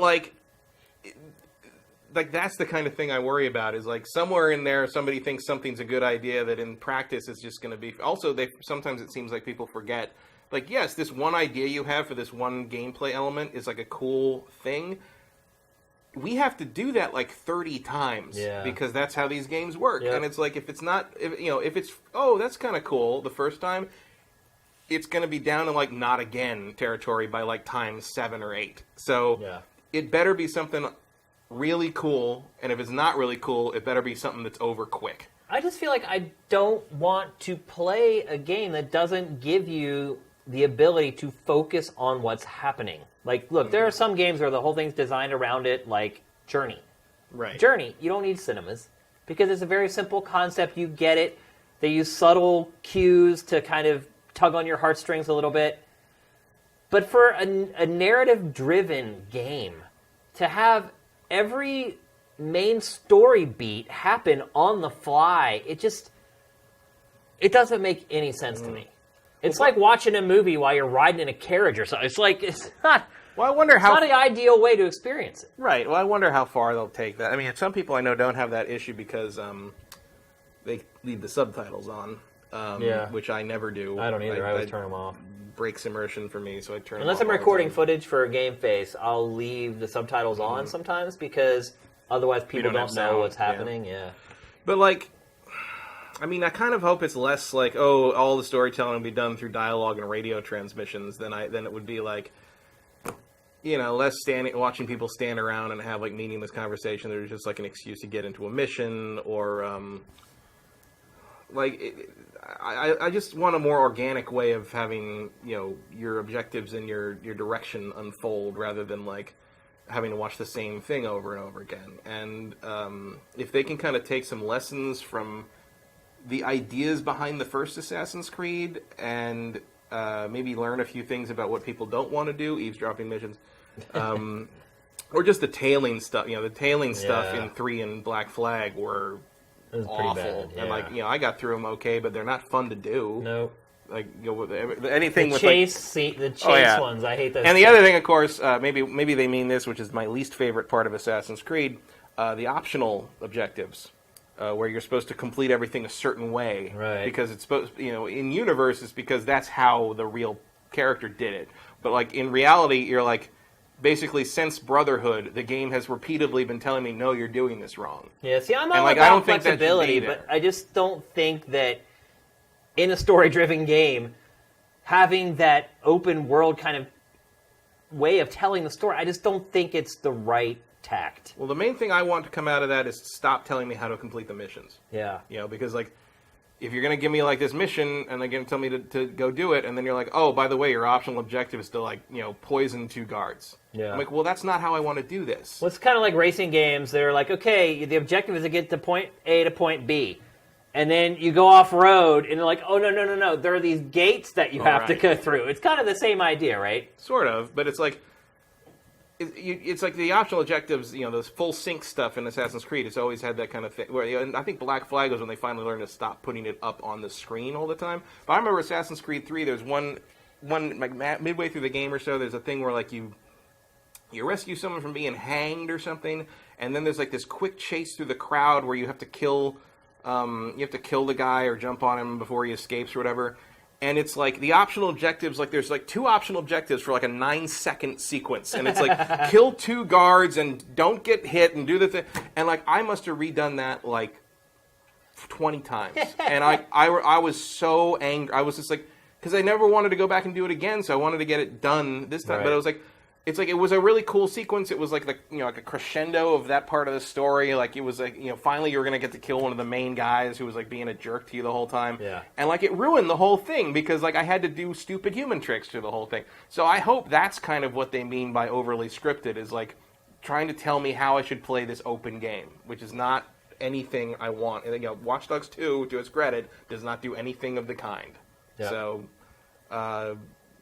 I think you're right to be skeptical because Ubisoft doesn't always live in the world we do. Yeah. But I mean, I hope it's good. I'm not going to say I'm optimistic, but I'm going to hope. We'll see. That they give me something that I recognize as this series I like so much, which I really like more because of the idea of it than the execution of it most of the time. I'd agree with that as well. All right, let's move on. Next, we're going to talk about Halo. Matt, can you believe it's been 15 years since the first Halo was released? And consequently, it's the 15-year anniversary of Xbox. Yeah, I can believe that. Really? It feels like 15 years to you? A lot of stuff has happened since that first day Ryan Vance brought the Xbox debug kit into the office. Yeah, I forgot about that, actually. Yeah. How did he get a hold of that? He spent months buddying up to Microsoft people to get it. Like Ryan Vance was the series producer on X-Play, X-Play, by the way, for those of you wondering. Which this would have been extended play at the time. Before it turned into X-Play. He was the lead segment producer, the field producer on that, and because he had done a lot of the field stuff, so he knew the PR people, and so he was on the phone, he was on email for months before the Xbox came out, like trying to get us on the list for, early copies and early everything, and they did it. Sent it right to him. He was one of the first Xbox Live people as well, with like his name on the headset and everything. It was great. It was great. I remember he brought it in and we hooked it up and we sat down and I handed the controller to him because like, you did it. Yeah. You get to play it first, and it was that stupid monster truck game. Because the discs it came with was like all the cast-offs. Yeah, I remember those. That lineup that we got at launch, it was not good. What, you didn't like Nightcaster? Yeah, actually the launch lineup for Xbox was pretty awful. Yeah, that was all shovelware. Oh yeah, it was like Halo games, and a bunch of crap nobody remembers. All games that probably never should have even been released. And Munch's Odyssey. I want to say Munch's Odyssey was in there somewhere? Yeah, that was one. It was Azaric. I can't believe you remembered that. Oh, I remember that. I remember that. And wow. That launch lineup was terrible, but there was one star, and that's Halo. And 15 years now. Matt, what is your favorite Halo game of all time and why? ODST. ODST. And as to what I like... Was that originally called Recon, right? Halo Recon. Maybe, yeah. Yeah, I think it was. I actually have a shirt from Tokyo Game Show. It is an awesome freaking shirt, by the way. It's a dark blue shirt, and it has a light screen, like a light blue screen on it of Cortana, and it says Halo Recon across the top. Yeah, I remember that. Yeah, I got it at Tokyo Game Show at Microsoft's pressing when they actually cared about Japan and actually tried to promote their brand in Japan.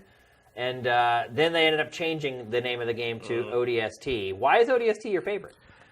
I like I like that it's not Master Chief again, because at that point it was sort of the same thing over and over again. Yeah. I like that it's sort of the out of order multiple short stories, and it kind of told the story of the guys on the ground. Like that it was sort of like this. In Star Trek, they would call it the lower deck episode. Yeah. Where you get to see what the crew members are doing. Right. And Nathan Fillion, and I like him. He's good as Buck. I like him. I like when that character shows up in Halo. Whenever he shows up, and I think it's Marty O'Donnell's best music.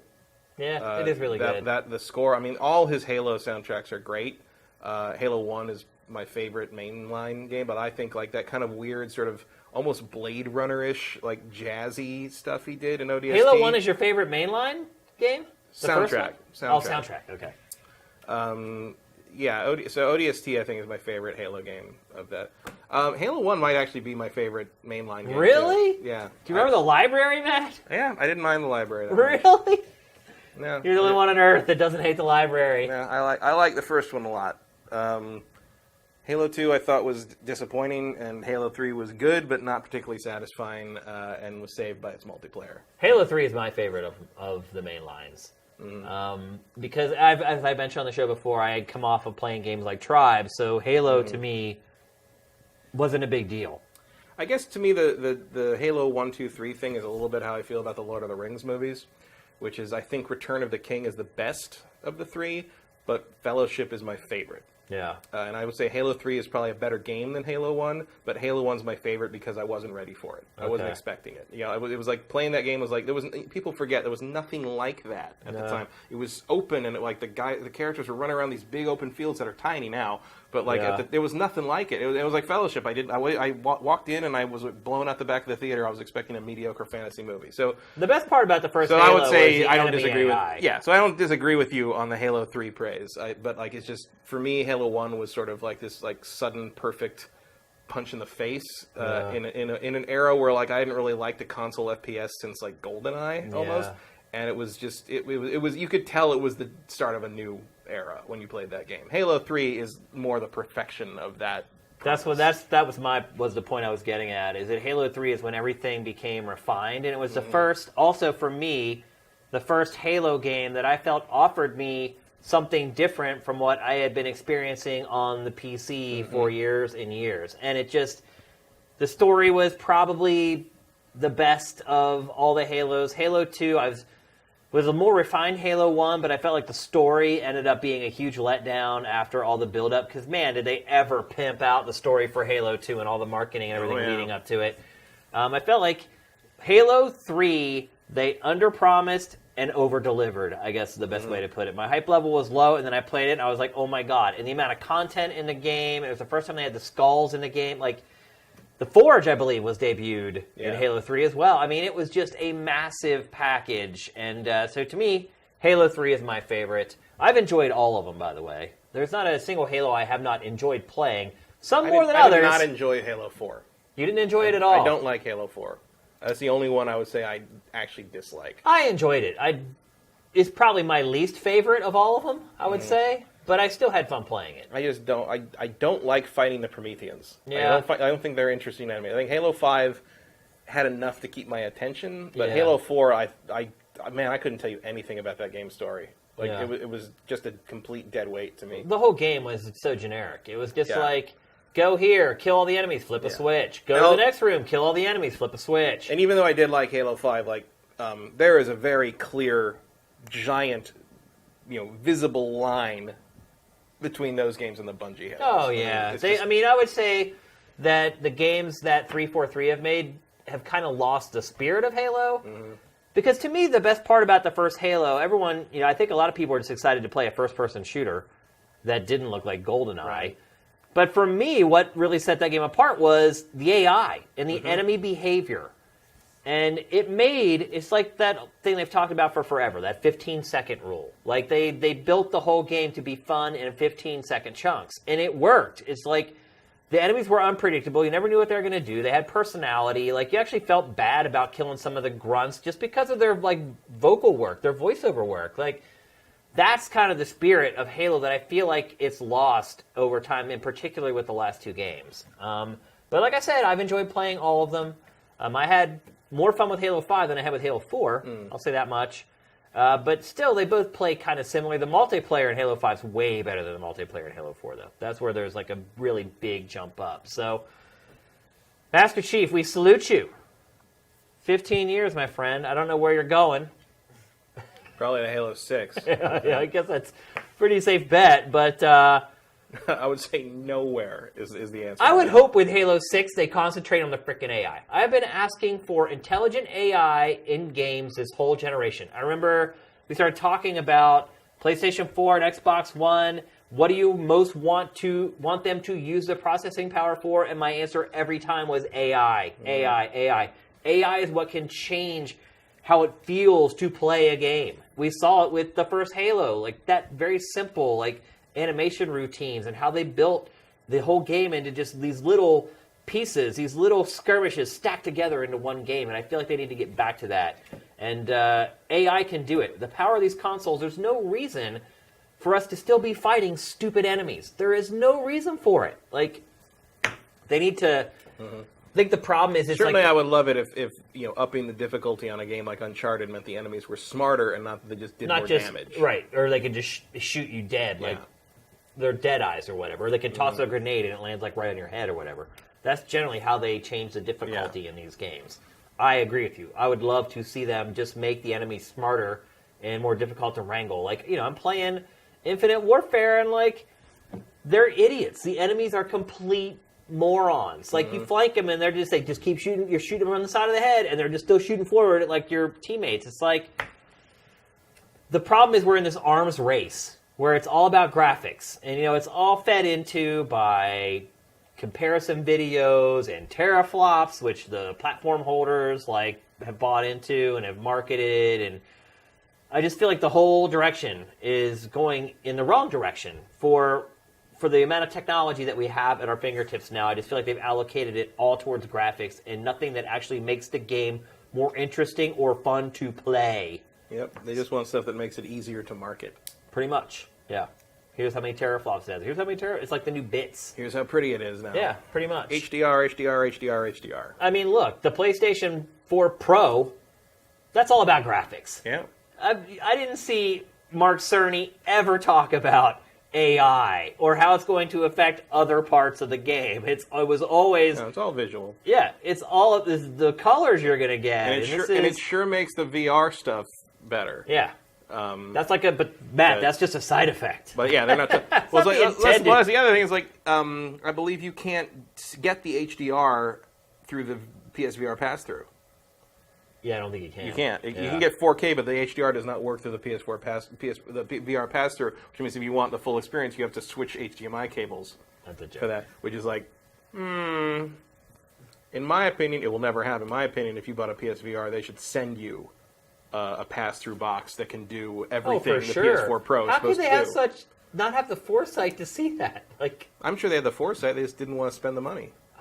It's bad. But anyway, it's bad. Halo, who knows where Halo's going at this point, other than, like you said, Halo 6. Probably to the 20th anniversary. Yeah. I mean, Halo's not going anywhere, folks. It's gonna be around. I don't know. I guess it is one of the few. Here's the other interesting. I mean, presumably, Halo 6 will also be on PC. It will be Xbox Anywhere. Without a doubt. I mean, will there even be an Xbox by the time Halo 6 comes out? Well, I mean, I think Halo 6 is probably coming out in like what, 2018 for Scorpio? Maybe a Scorpio launch? I don't know. Maybe. I think you'll see 6. The timing actually does work out. Yeah, kind of well. I think you'll see 6 on the Xbox. Maybe 7. Once you get to Halo 7, it feels like maybe you need to just start switching to subtitles or something. You know? Well, that's when you're getting to Pactor's future, where there are no consoles, and we're playing like Microsoft games through our smart TVs or whatever. So, who knows what's to come? It's a pricey TV. Yeah. Well, they are pricey, but then they come but now they're going to be and, like an extra $400-500. And a year later, they'll be down to the price of a normal TV. Yeah. That's just the cycle. So, we'll see. But congratulations, Microsoft, on 15 years in the industry. I will admit, when you came into the industry, I did not like you. I'm not even going to lie. I did not like Microsoft coming into the games industry. I thought it was just a cash grab, and they were just coming in and just throwing their money around. There was some good stuff. I remember playing, my main memory of the Xbox One, original Xbox launch area, because we had so many launch games that I think we all had like 2 or 3 things we had to review. Yeah. And one of the ones I got was... Cell Damage. One of the ones I got was Project Gotham. That was a good one. That was a good one. But I sat there and played it for like 4 or 5 hours because I stayed. The game is hard, too. Oh, yeah, because like Miguel and I stayed after work. How about the kudos system, right? Yep. And because I love Metropolis Street Racer on the Dreamcast, it was the same team making the same game with a different name. Right. But I remember holding the Duke, and holding that giant. You play it like this instead of like this. Holding the giant, trigger down to accelerate. And I was playing for like 3-4 hours, and then we broke to go get dinner. And I remember taking my finger off the controller, and it was like, you know how when you you do the thing where you try to raise your hands, raise your arms, and have someone hold your things down, and then when you stop doing it, your arms go up automatically. Yeah. My finger was doing that. It was like it hurt. It was like someone had hit my nail with a hammer, and like it was just when like. you squeeze the trigger, you hear the spring inside. Yeah, very strong. So I just remember like sitting through dinner with my finger hurt and was kind of doing this weird thing. I'm just like, did I like permanently damage my index finger by playing the Xbox? This is getting a bad review. Yeah, I didn't like Xbox at first, but now I am so glad that it came into the industry. It's made a huge difference. I loved that first Xbox in part because Sega kind of made the jump over there from the Dreamcast, and as a Sega fan, that was sort of where I got my Jet Set Radio Future. I got my Gun Valkyrie. I got some good stuff out of that system. Ugliest console ever? Oh, super Original ugly. Xbox? Yeah, gross. What do you guys think in the chat? What's the ugliest console ever? I think Xbox. It's up there. It's better than what they are going to make, which is going to be an silver X thing. Yeah, that was actually. It was a step up. That kind of would have been awesome. They should make for the 20th anniversary. They should put that out. Yeah. Make a micro console. No, make it that big. Like go the other way. Go the not NES Mini, Xbox Mega. Just do this giant original Xbox for the 20th anniversary. That can play the 4 games anyone cares about. It can play Halo 1, Halo 2, Jet Set Radio Future, and Phantom Dust. That's it. That's pretty much it. And Night Blaster, because fuck it. Nightcaster. Nightcaster, but we used to call it Ass Blaster. Right, on the team. All right, let's move along. So a new gaming website launched. this week called Glixel. It is a new gaming site that's a part of Rolling Stone. And on their launch day, they put out this great feature where they interviewed Amy Hennig. As we all know, she's working at Visceral on a new Star Wars game. A lot of people have labeled the game Uncharted Star Wars. Right.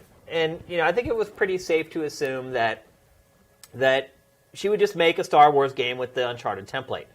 And so this interview ended up getting sent everywhere. It was shared everywhere because, it was like their marquee piece of content for their website launch. And, they pushed it, and it was like kind of front and center on their page for their first day, so everybody was kind of sharing it, and it made all the rounds on Facebook and Twitter and blah, blah, blah. The headline was, Amy Hennig's Star Wars game is not Uncharted Star Wars. And, with social media, I think we learned this with the election. Like, with social media the way it is today, there's nobody checking to see if stuff is accurate anymore. There's all this false information that goes out and fake stories and things like that. So what happens a lot of times is when a story gets disseminated out, all that people ever remember or see is the title. They won't actually click on it and read it. They won't actually research it to see if what is in the article is true or not. They read the title, they either like it or they don't, and they move along. And so I saw that title, and I was like, holy crap. So I went and read it. I actually went and read the feature, and it was a great feature. Yeah, a really good job. I read it because I love Amy Hennig. Yeah. Anytime anyone interviews her, she has something interesting and intelligent to say. So I'm curious if you feel the same way, but do you feel like that headline's accurate? No. It's not. No. It totally is Uncharted Star Wars. Pretty much. Like I think it'll be more open in places than I think it'll be like Witcher 2 Star Wars. Like there'll be a big area you can run around, but we saw that 3 seconds of foot. Yeah. I think that's going to be like Uncharted. Well, here's why I say this is because the quote that they're pulling that from, first of all, doesn't say that at all. No. And they are inferring that from her saying that it's different from Uncharted. That it's not going to be Uncharted, which is... Well, she said that, thing. But she said it's different from Uncharted in that one thing that Star Wars does that Uncharted doesn't do is spend time focusing on the bad guys. Mm-hmm. Like in Uncharted, you always follow the good guys. Yeah, it's all from Nate's point of view until 4. Right. You're supposed to care about Sam. And then the bad guys show up, and you interact with them, and then they go away, but you're always staying with the good guys. In Star Wars... And if you do hear the bad guy's point of view, it's because Nathan can see them. Right. In Star Wars, though, in the movies... Yeah. You spend a significant amount of time with the bad guys and learning about them and getting... In some cases, you actually end up kind of caring about them a little bit. And that is what she said, is that in the Star Wars game, you will spend time with the bad guys and not just the good guys. Right. It had nothing to do with the structure of the game, whether it's linear, whether there's cover-based shooting, whether it's really cinematic. Well, because Amy is a story person, first and foremost, so when you talk to her about that, the first thing she's going to think of is it's not like Uncharted because you get, the bad guys in Uncharted are basically cartoons. Yeah. And they're not like that in any Star Wars. Any good Star Wars, the villains, you understand who they are. Just because, you see Vader talk to the Emperor. You see Vader lecture the bounty hunters not to disintegrate Han Solo.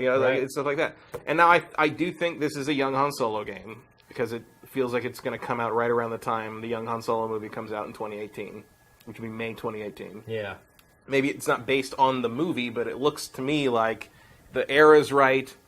The timing's right. Character kind of looks like from the back and that little bit of footage he could be a young Han Solo type.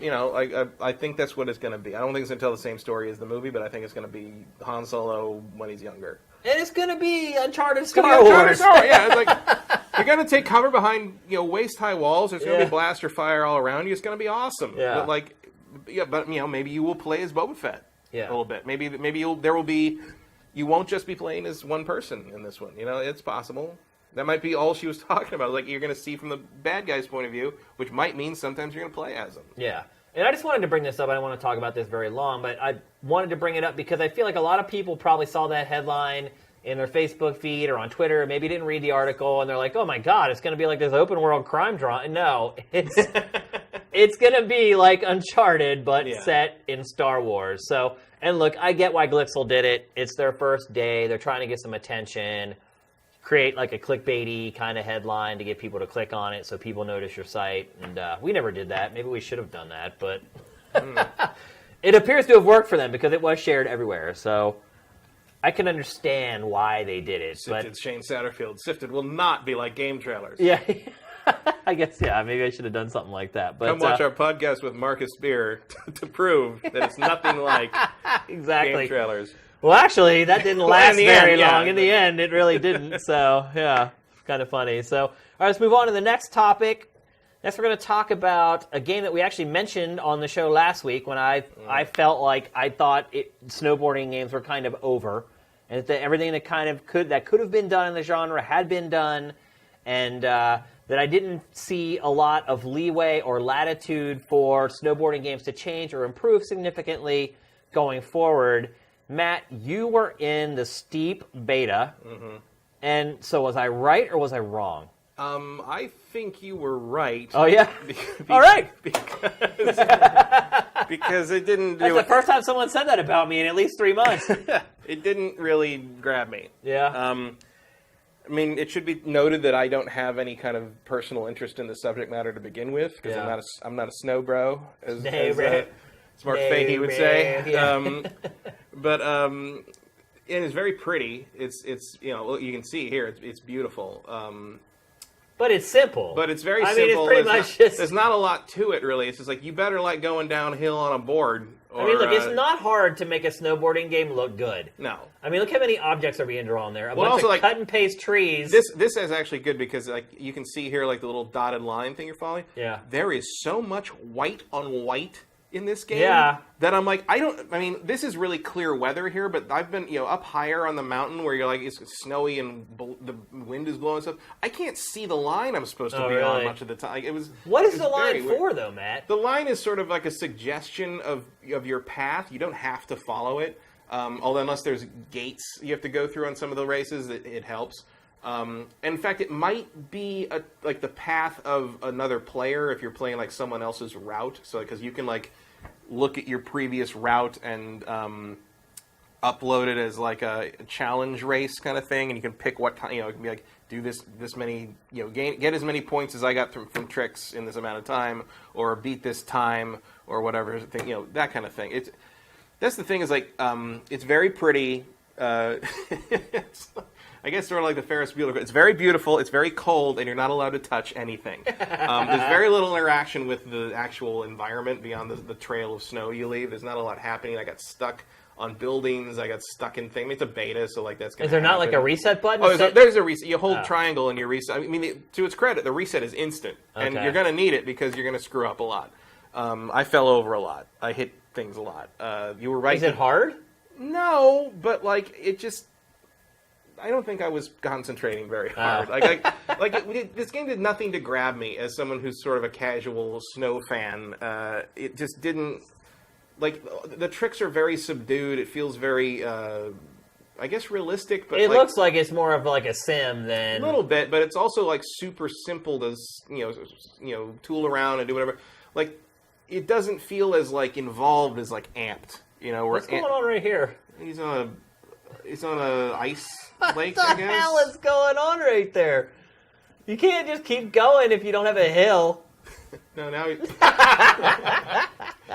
That, I will admit, that's my favorite thing in the game, is if you switch to the wingsuit, when you move the stick, the first thing he does is launch, whether it's correct or not, and he'll just fall in his face. So wait, can you switch to the wingsuit just on the fly? Yeah, you can switch to anything, whatever you want. That's kind of cool. So, after you go off a hit on the board, you can just swap to the wingsuit and fly?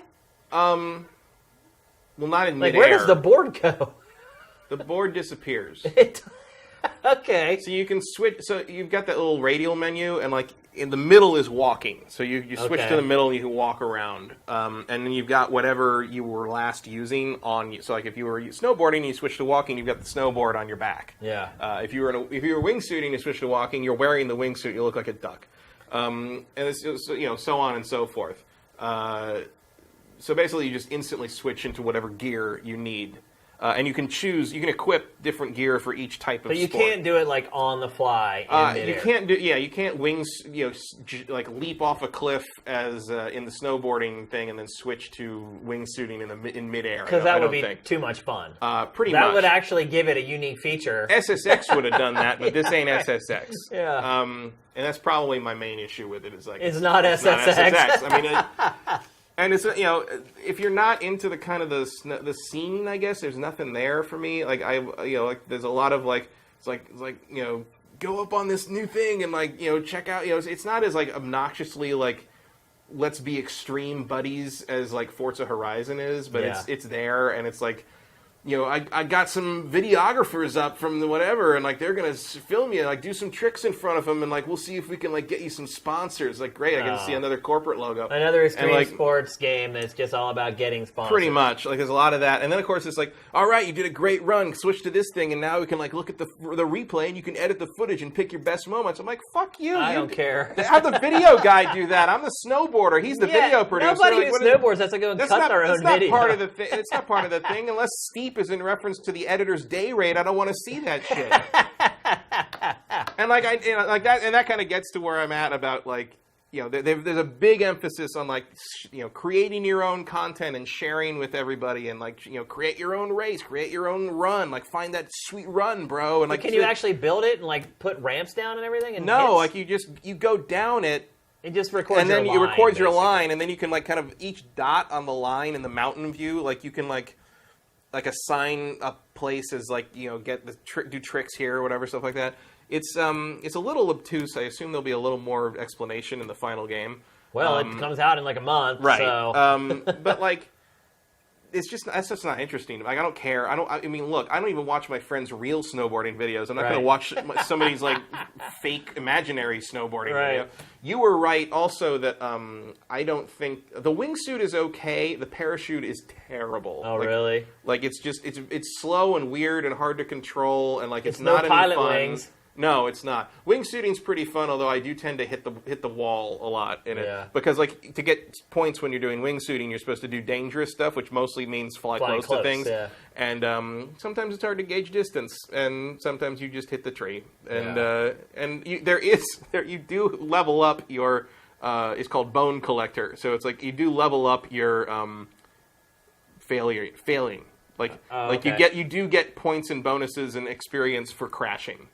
So that you become an expert in crashing. That makes perfect sense. There's different XP for all the different types. So there's XP for being fast. There's XP for doing a lot of stunts. There's XP for doing challenges. There's XP, So however, the idea is however you want to play the game, it's going to reward you for doing so in some way, which is cool. I just don't want to play any of it at this point. I'm not saying it's bad. I'm just saying it's not for me. And it is an open beta this weekend, I believe, so everyone should go try it and see if it's something they want. Because I'm not going to make that. Though?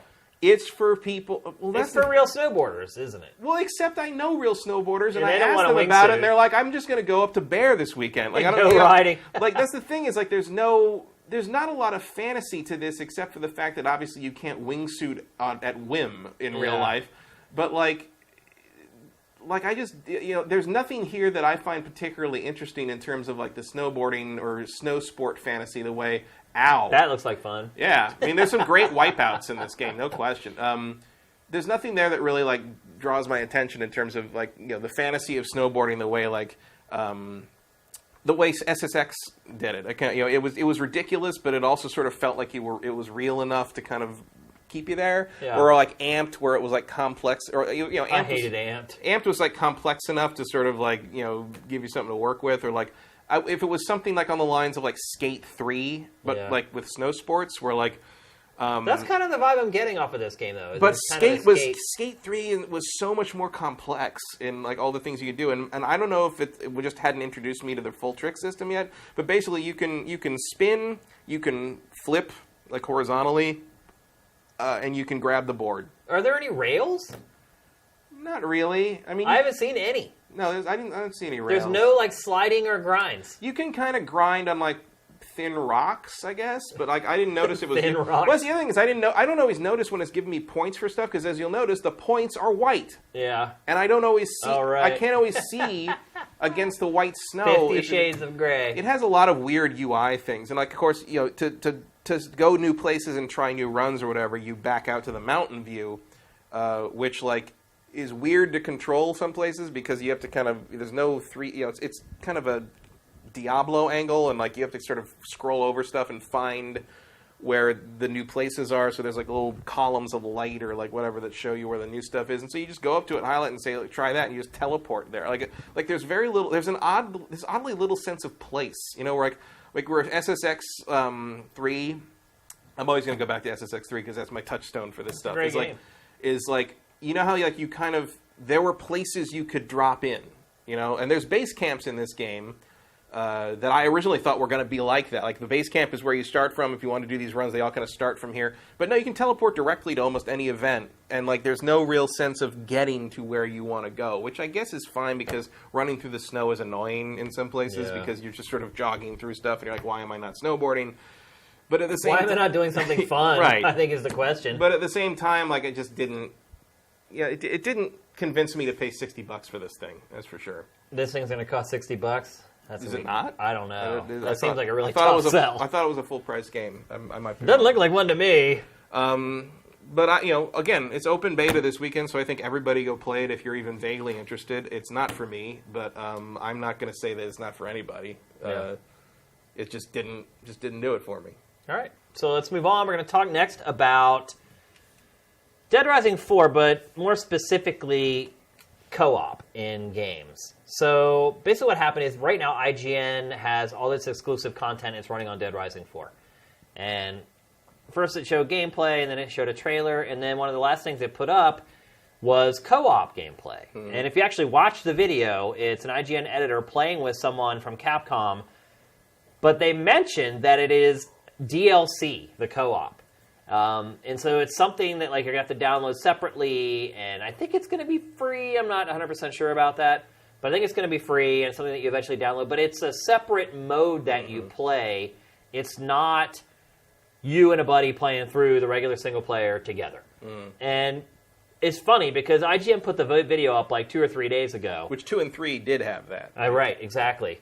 And IGN put up the video like 2 or 3 days ago. People just today figured out that, like... Wait a minute. I mean, I saw it, and I was like, okay, like, you know, we curated it or whatever, because they had the exclusive, and it was something that everyone else didn't have, so we put it up.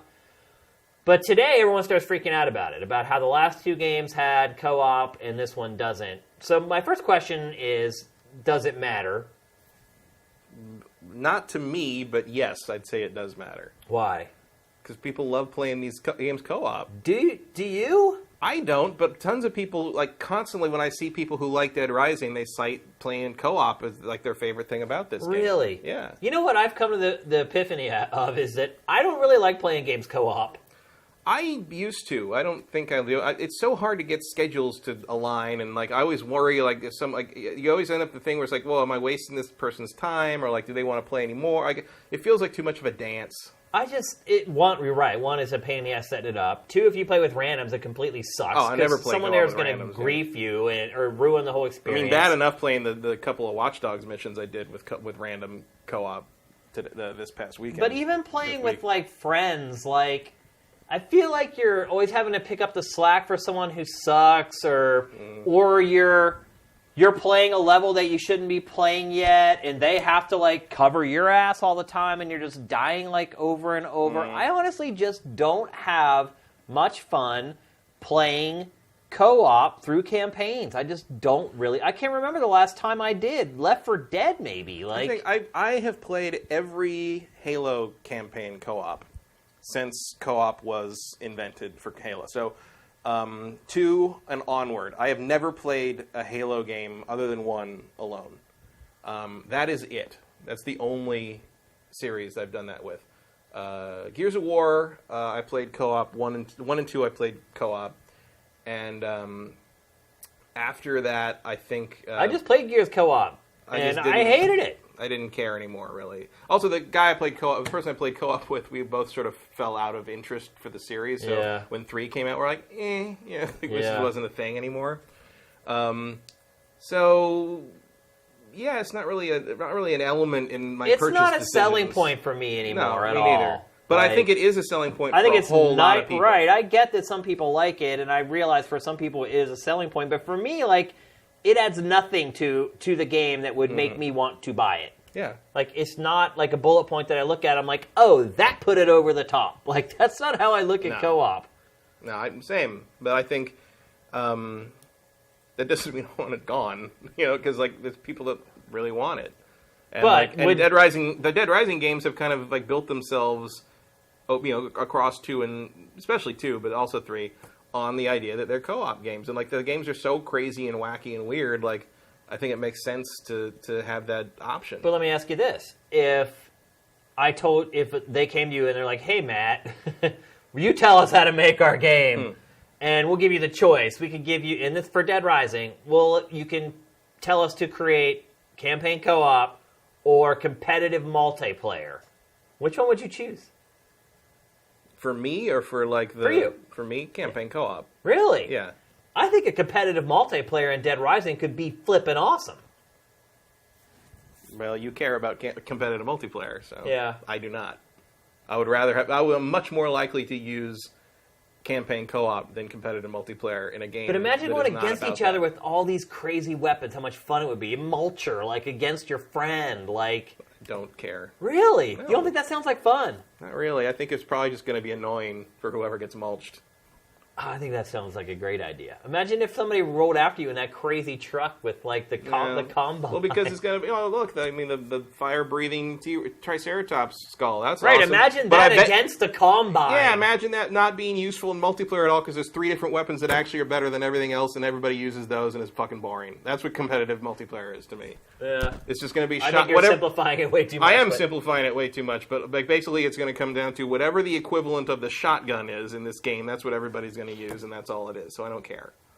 So if I was going to pick one, I would pick co-op, because at one point I might actually use that. I probably wouldn't use either of them. I'd probably just play the game. Right. If you're going to ask me to make that decision based on, like, you know, what I think would sell, I don't really know the answer to that. Like, because competitive multiplayer modes and otherwise campaign-focused games sell the game to anybody? Like, is that a thing? I think that's a case-by-case basis. I mean, it depends on how good the multiplayer is.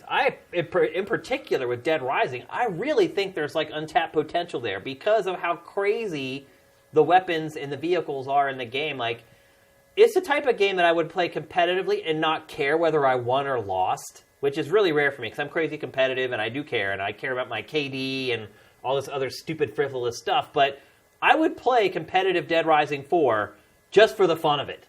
Just to, like, have a mulcher or take control of a fire-breathing... Like, it's a little bit like Saints Row, I guess, in some ways. Where you just have these over-the-top weapons that you can use, and half the fun is just seeing what they do when you use them on enemies. And toss the zombies in there as, like, collateral damage, so it's not just you and 5 dudes going after each other with the weapons. Like, I think... there's a lot of potential there. And I personally would enjoy that, I think, more than a campaign co-op. Because the other thing, too, is that, like, I actually find Dead Rising to be a little, like, atmospheric and scary. I realize a lot of it's tongue-in-cheek, like a lot of zombie movies, in all honesty. But also, like a lot of zombie movies, there's kind of this underlying tension. Like, there's still a little bit of fear there. Because you're dealing with zombies and the undead and hordes of them that can become overwhelming very quickly. So... I don't know. I like playing games like that by myself, because when you play with other people, it kind of diffuses, like, all the fear. It's like the difference between being alone watching a horror movie or watching a horror movie with other people. It's kind of the same thing. Like, watching it with other people, some people laugh here and there or whatever, and it kind of breaks the tension. Like, I prefer to play games like this by myself, where it's just me versus the game. At least a campaign. I prefer that almost in every game. Like, I prefer me versus the game without distractions. Yeah. Usually, like, Halo is an exception for some reason, but usually if I'm gonna play co-op, I will play through the campaign on my own first. Yeah. Like, that's kind of like where co-op has its place for me, is like, I'm gonna play through the game on normal or whatever, and then we're gonna go through the hardest difficulty on co-op. That's how I do my evals. Like, I play through the game by myself, and once I'm done, and I've unlocked all the chapters. Because the other problem, too, with co-op a lot of times is, if you haven't made it as far as everyone else, you can't play, or it's hard to matchmake. Or it just skips you ahead, and you're like, I don't even know what happened now. Or you get destroyed. Yeah. Yeah, and everyone's just, like, reviving you, like, over and over again. So I play through the whole campaign Then I go back and play co-op. But the people I was playing co-op with in Gears, some of those people had not played any of the game. And they were like, "Oh, spoilers!" And I'm like, "Well, then don't play co-op, dumbass." But it's the game. How can the game spoil itself? That doesn't make any sense. Because they hadn't got there yet. They got matchmake. They were matchmake with me, and I was farther in the game, and they ended up getting put into the game parts that they hadn't experienced yet on their own. And they were like complaining about it. So just another reason I don't like co-op. So I just thought that was an interesting topic. I feel like co-op is one of these things that people just assume everyone likes and assume that it's a bonus to have it in a game, but I don't necessarily think that that's the case. I feel like, when you're talking about you have finite resources when you're developing a game, I feel like in some cases it would be better to divert those resources in another way instead of putting it into campaign co-op. Just my opinion. That's possible. I don't think the place to divert them from is a throwaway multiplayer mode, though. Yeah, I don't think it'd be throwaway if it was fun. I think I consider like basically any multiplayer mode that doesn't last like a year with a community to be kind of a waste. Like really? Yeah. Like I feel like most multiplayer modes in a lot of those games. Most of them don't, by the way. Most of them don't, by the way. Make it a year. Oh, I know. That's why I think most of it's a waste of time. Some people just want to get an extra month or two of play out of their $60. Like I can totally understand but that. it's just like it's so not on par with the best of multiplayer. As someone who played probably more multiplayer Fall of Cybertron than he should have by any rational means. Like, in the end, you're like that multiplayer in that was difficult because like it was fucking broken. Like, you run into that all the time with those kind of B-list competitive multiplayer things that you don't. I mean, you do run into it in like Call of Duty and stuff, but they patch it. They actively work on it. Yeah. And like, I would never want to really waste my time on something that wasn't like an A-lister in terms of competitive. But that's why I think Dead Rising would be perfect for this because it's not about like your KD or anything like that. Oh, it's but people would make it into that. Like your battle plan would not survive contact with the enemy on this one. I don't think. I understand what you're talking about, which would be fun if you could like gather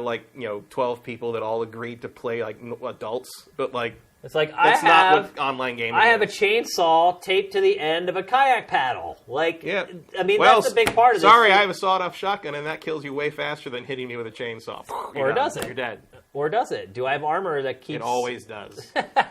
It always does. All right. Shotguns are the best weapons in game. If they would mount a shotgun on the front of the X-Wing in Battlefront, you could win that Death Star thing in like one shot. That'd be the end of it. How awesome would that be? Just duct tape it to the front of an X-Wing. You have the X-Wing do like that, like the Gears of War roll thing, and you're done. Death Star explodes, we win. 5 seconds flat. That's great. All right, let's move along. We're going to talk next about Super Mario Run. Finally, pretty much all the details are out about this one. Nintendo put out new media, shows off. There's 3 different modes you can play. There's like a rewind feature in the game, so I guess it's not an infinite runner if you can rewind. It's an infinite runner with a redo feature. I guess. Game is free to try, but it costs $10. Called it. Yep, totally called it. Coming out December 15th, so about 3 weeks to wait. Matt, how do you feel about the price here? Obviously, we know Pachter has mentioned several times he is not enthused about Nintendo charging premium prices for mobile games, even despite the fact that it's Nintendo. And Nintendo believes it has the cachet and the quality games to... He had a good mathematical argument of like if you charge like $1, you get like this many, probably get this many more downloads, and you end up making more money than charging $10. But again, I think around the same time he said that, or maybe before, I was like $9.99 to start. Like it's going to be $10 or higher, and so it is. I mean, it's like I think they'll sell just fine at that price. I mean, people will pay it. You know, if Square can charge those ridiculous prices for their Final Fantasy remakes, including that Final Fantasy VI one that makes me want to throw up because of that weird art style they put on it. Yeah. On the App Store, like $10 for this will be fine. You know, I don't know how many more times they can do that. You know, I don't know if Super Mario Run 4, I don't know how people are going to pay. I don't know if people are going to be willing to shell out $10 for that one. But this one is a kind of a special occasion. Well, I doubt there's going to be a 4. I'm assuming they'll just put out DLC for this until the end of time and milk even more money from you. $10 to me, I mean, that is the upper 10% of... actually, if you look at the whole breadth of mobile games, it's the upper 0.5% because most mobile games are free. Few that are that, I mean, there are very few mobile games that you pay for. Do you think that Do you think Nintendo is going for the mobile gaming audience, or do you think that Nintendo is trying to get people like us off the sidelines and into mobile gaming? Probably a little bit of both. I mean, certainly, and it doesn't make any sense, and I know it's happening in my brain, but I see that, and I'm just like, well, if they're going to charge $10 for it, it must be pretty good, you know? Like, you know, if a 99-cent game, I don't have a lot of expectations from on a mobile platform, but if it's $10, I assume it's like a, you know, quote-unquote real game. And don't you also think, though, that if they're charging $10, it better be damn good? Oh, yeah. And if it's not... I don't know if this looks like a $10 game to me. You know, if it was an actual real Mario game, the first real, you know, Mario game. Well, sure, but they're never going to charge you $10 for that. Right. I mean, we know the bottom price for a new Mario game is $34. Right. That's the least amount you're ever going to pay for a Mario game, a real one. Yeah. Yeah. That's fine. I mean, I'll probably do the free download thing and see how it is. I don't really see myself paying $10 unless it grabs me in a way that no Mario game has ever grabbed me before. You know? Somehow I find that very hard to imagine that that's going to be the case. Yeah. But I think it'll be super successful. And, you know, you do? Yeah. Without a doubt. No question. I think they'll, you know... What's your prediction for the first month? How many, let's not say active users. I don't know if we'll ever get the data, though, for how many people actually paid for it. I don't know if we'll get paid. All they're ever going to tell us is how many people downloaded it, yeah. So let's try to guess that. How many people you think will download Super Mario Run in the first month? The first month? Yeah. So just December? Yeah. I'm going to say it'll get 10 million. Really? You think that many? Oh, yeah. Really? I'm kind of guessing in the dark here a little bit because I don't really remember what standard numbers for like popular mobile Well, what did things are. Pokemon Go do in its first month? I don't remember. I really don't. Maybe it was less than that. I don't know. I honestly think like... Didn't Pokemon Go have like 20 million at some point? I don't remember. Chat, help us out. Yeah. You got Google. You can figure it all out.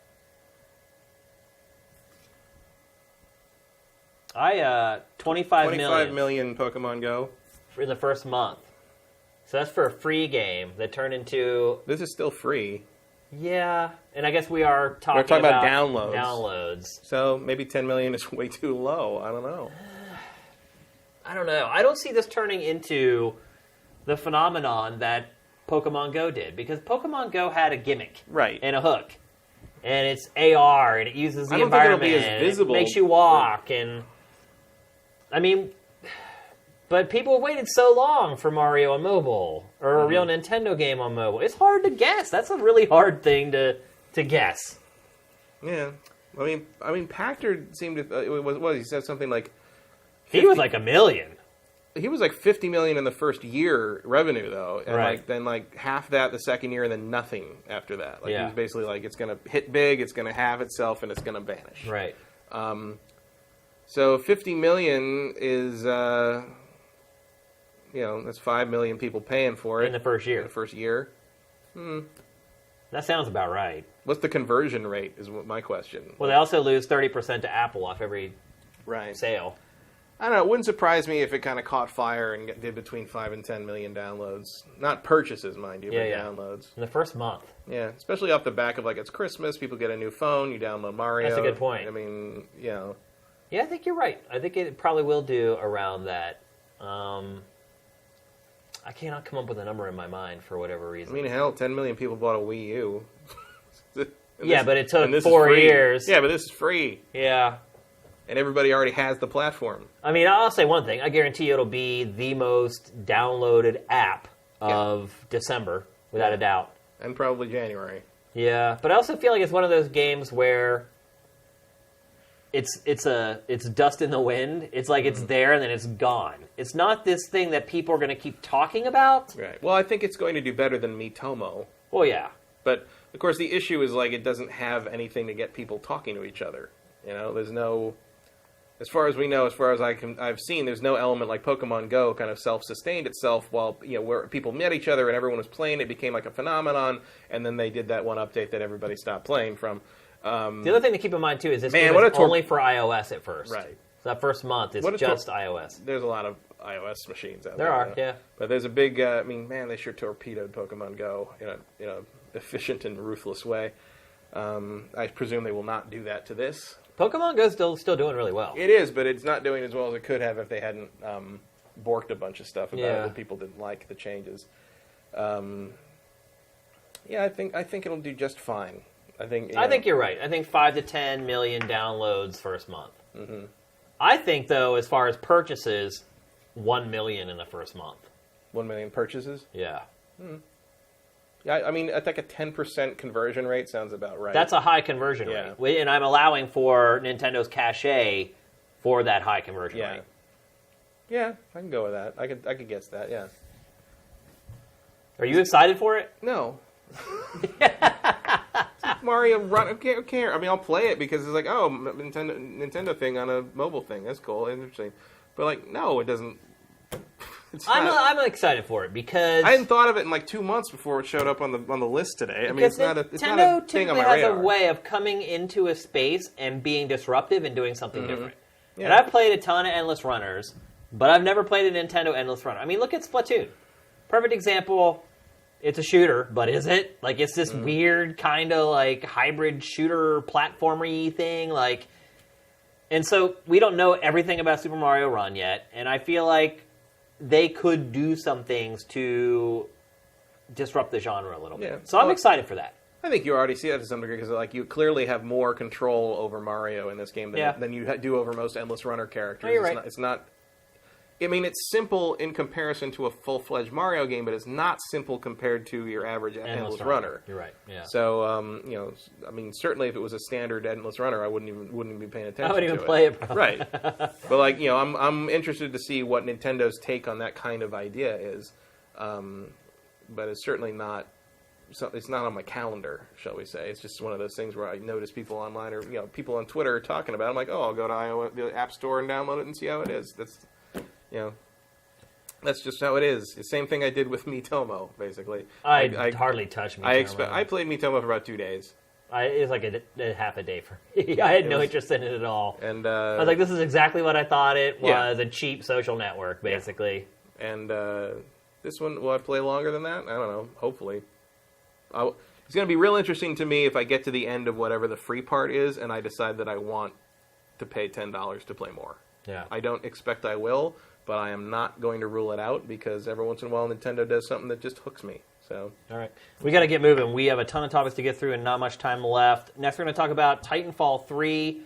Obviously, we've talked about how the sales have been kind of underwhelming. It has gotten worse in the last week, Matt. Titanfall 2 right now is down to $30 at Walmart. I mean, we are out of here. We are approaching Bomba territory for Titanfall 2. EA has gone on record saying, "Oh, we're all behind it. Titanfall 3 is coming." And then Respawn today, Vince Zampella says, "I don't know what the hell they're talking about." Yeah, no, he said that in front of the PR rep. Yeah, the PR rep says EA said we're committed to Titanfall as committed to the franchise. And Vince said, "There you go, whatever the fuck that means." Yeah, literally, wow. whatever the f that means. Like that's a quote. Whatever the fuck that means. Well, right in front of the EA people. You have to imagine that Vince and Respawn are pretty salty about where this game was released. Yeah. Because we've been talking about it. Pactor's talked about it. It seems like everyone in the world looked at where this game was releasing and said to themselves, that's a really bad idea, except EA. And look, EA may say, oh, we don't care, it's a long-term bet. One, that's a lie. They do totally. EA does totally care how much this game sells.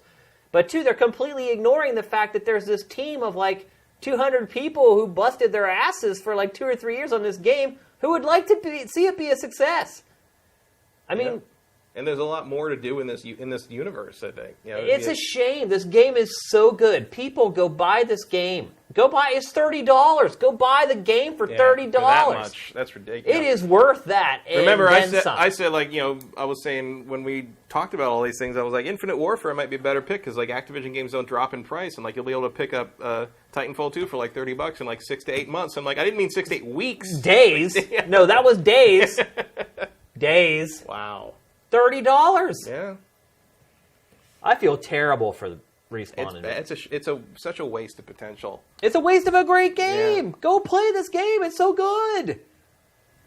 oh man, it pisses me off to see all the hard work that went into this. I mean, when you play it, you see the craftsmanship and the attention to detail. Yeah. Like, it's like they didn't mail this game in. Well, I'm playing the campaign. It's like all of a sudden it's like, oh yeah, you're playing the first campaign by the guys who made Modern Warfare and Modern Warfare 2 since Modern Warfare 2. Yeah, and you can see it. Yeah. You can feel it. Like, there hasn't been a campaign by that group of people for 7 years.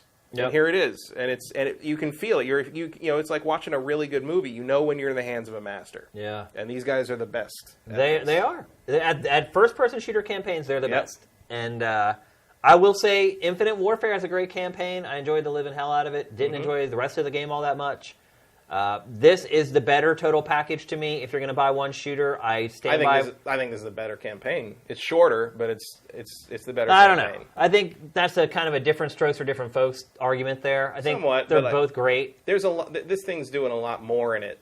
Oh, for sure. And like Infinite Warfare's campaign is great, and I love the setting, and I hope they do more of the setting. And I feel they're not going to do any more of the setting because it's selling so poorly compared to the other Call of Duty game.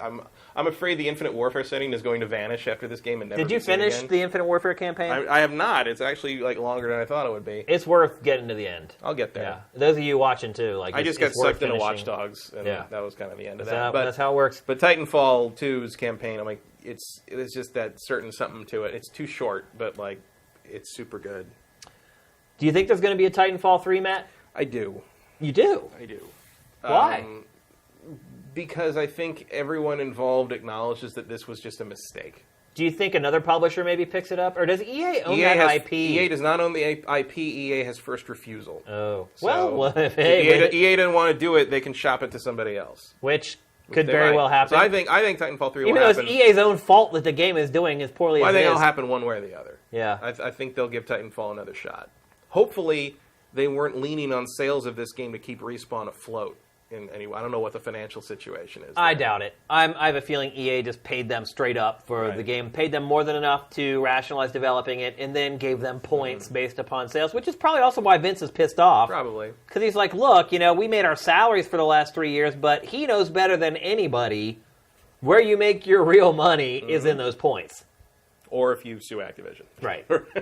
But the reason he sued Activision was because they owed him that money. They didn't give him the points. Yeah. So. Well, they did, but then they didn't pay him. Right. But that's right. They did not reward him for the points that he earned. And so he's probably like, he knows the kind of money you can make off of that stuff. And he's like, look, they just sent us out to die. And that I think, that company is very big on sharing success with all of its employees. So I'm sure like a whole giant chunk of that company,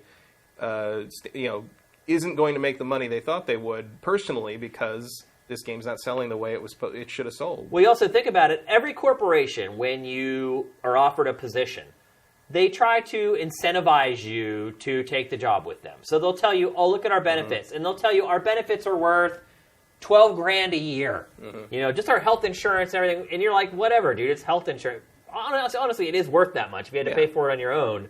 But you go to another company and you get your health benefits too.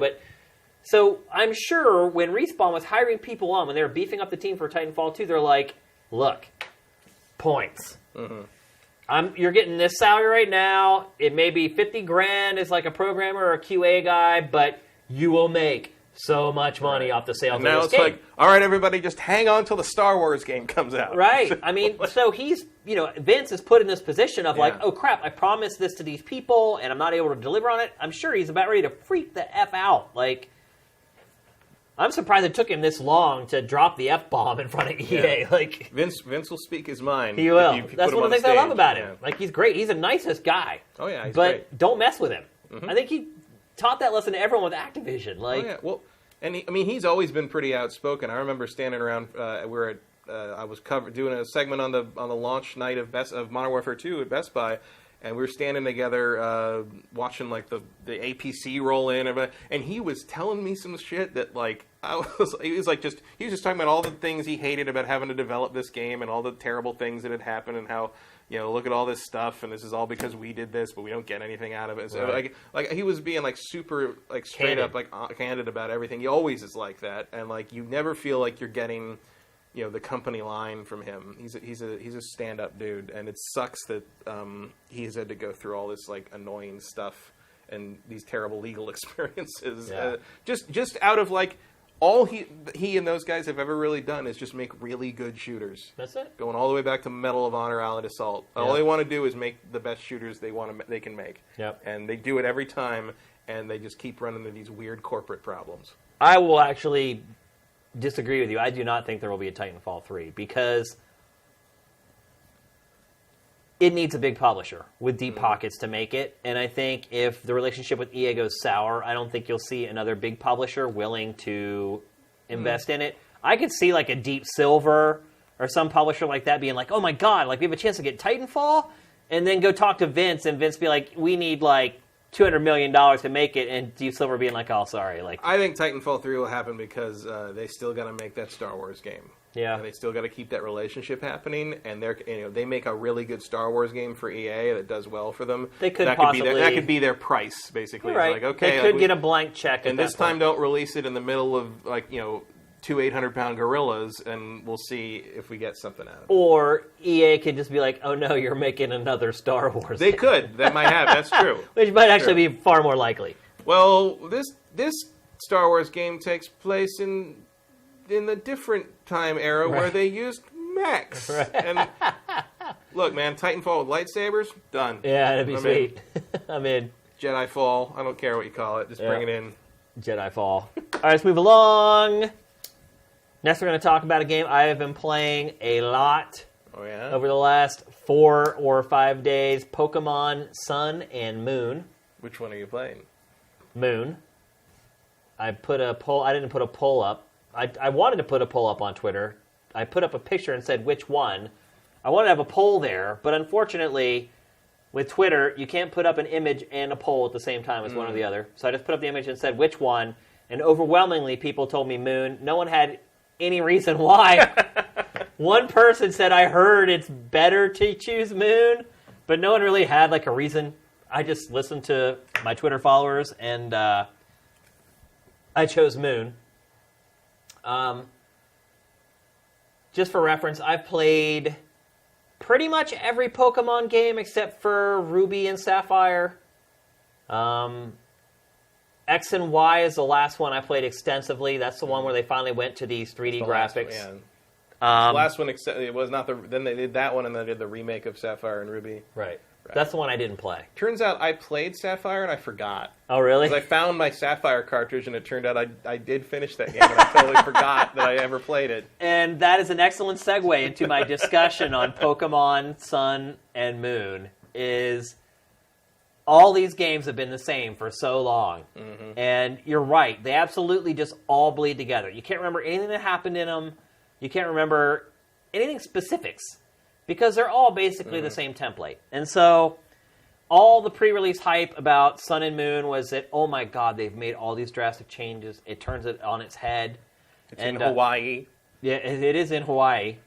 And so a ton of reviews started coming out before I actually started playing it. And generally, if I know I'm going to play a game, to evaluate a game, I try to stay away from reviews. But unfortunately, with Sifted, you kind of have to at least read the headline of each one when you're curating reviews. And I just kept seeing these glowing leads, these glowing blurbs about it turns the series upside down and still captures the spirit of it.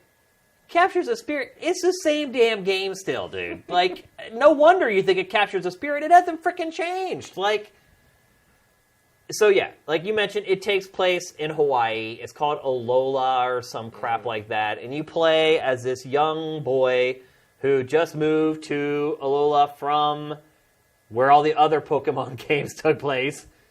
And you're new in town, or not in town, I guess. You're new to the archipelago, or whatever Hawaii is, a collection of islands. It's an island chain. Yeah. Or whatever. There's probably some term for it. It's just not coming to me right now. It's a volcanic island chain. I think an archipelago has to be near smaller a islands. I think it has to be near a continent. Oh, okay. I think it's like a. I might be wrong now. Yeah. So you're new, and everyone comes up, hey, you're a new guy. I love Pokemon. Blah blah blah. But basically, what they've done is just renamed things. So, you know, one of the big bullet points about this is there's no gym leaders. And you're like, at first you're like, oh my God, no gym leaders. Like, how do you make a Pokemon game without gym leaders? Like, madness. Well, I'll tell you how you make a game with no gym leaders. You just call them kahunas. Like, it's the same structure. It's the same thing. Instead of going to these different areas, there's 4 different islands that you go to. When you go to each of the islands, I believe there's 8 different trials you have to complete before you can take on the kahuna. It's the same thing. Like, I honestly don't see much of a difference in this. Obviously, we've already seen these 3D graphics. I will say the game is by far the best looking, best presented Pokemon ever. Without a doubt. Even better than that, like, crappy GameCube thing that came out. What was the name of that? Pokemon Stadium? No. GameCube. GameCube. They put out, like, a single-player, like, RPG for Pokemon on the GameCube. I can't remember what the name is. Someone in chat will tell us. I don't remember that. Yeah. It was not good. This is better than that. Mm-hmm.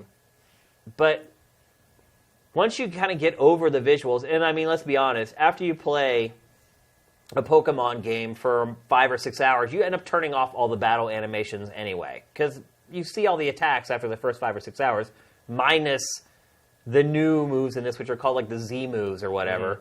But, you can only watch Tackle and Constrict and Peck so many times where you're like, I get it. I know what it does. So you end up turning it all off, and you just end up going through the battles as fast as you can. Pokemon XD Gale of Darkness. That's it, yeah.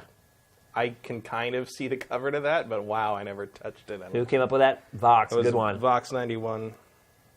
Yep, that was it. I played all the way through that, by the way. Quickly followed up by like Wowdy Wabbit. I played that all the way through like a fool, by the way. I didn't even review it. I just played it. I used to love Pokemon. Really, like, I love Pokemon. I used to get really excited for each release, and like literally, like, and I was excited for this one because of all the marketing that had come out about how I was turning everything on its head, and like I start playing it, and I'm like, and it starts a lot slower, and it's a lot more cinematic. There's a lot more cutscenes and things like that, but they're all like just frivolous, and they're made for kids. It is Pokemon. Yeah, but I don't know. This one especially feels very juvenile to me. I don't know why. I don't want to say I've outgrown Pokemon or anything like that, but especially because we were like 24 when it started. Yeah, exactly. So it's hard to say like you outgrew it when you were like 20 when the first one came out, but it does feel like this one maybe a little bit more even is made for kids. Like there was always kind of like innuendo in some of the games where they kind of give a nod and a wink for adults, but I don't really get any of that from this one. But you can pet the kitten. Yeah. So a big component, one of the new components in it is like photography. Like you get this basically you get this little gadget that has a Pokemon living inside it, and it acts as like your map, and it acts as a camera. And at certain points, there's like little breaks in the wall, and you have to like look through the hole and like try to take a picture of Pokemon. It's like bring in and snap a little bit, I guess, to it, except there's not really any action shots. Like the object is to try to get the shot of the Pokemon facing forward. And for whatever reason, that's like one of the new elements in the game. I already mentioned like the Z moves. They're basically like special like finishers for Pokemon. And they are elaborate. The first like couple times you see them, they're worth watching.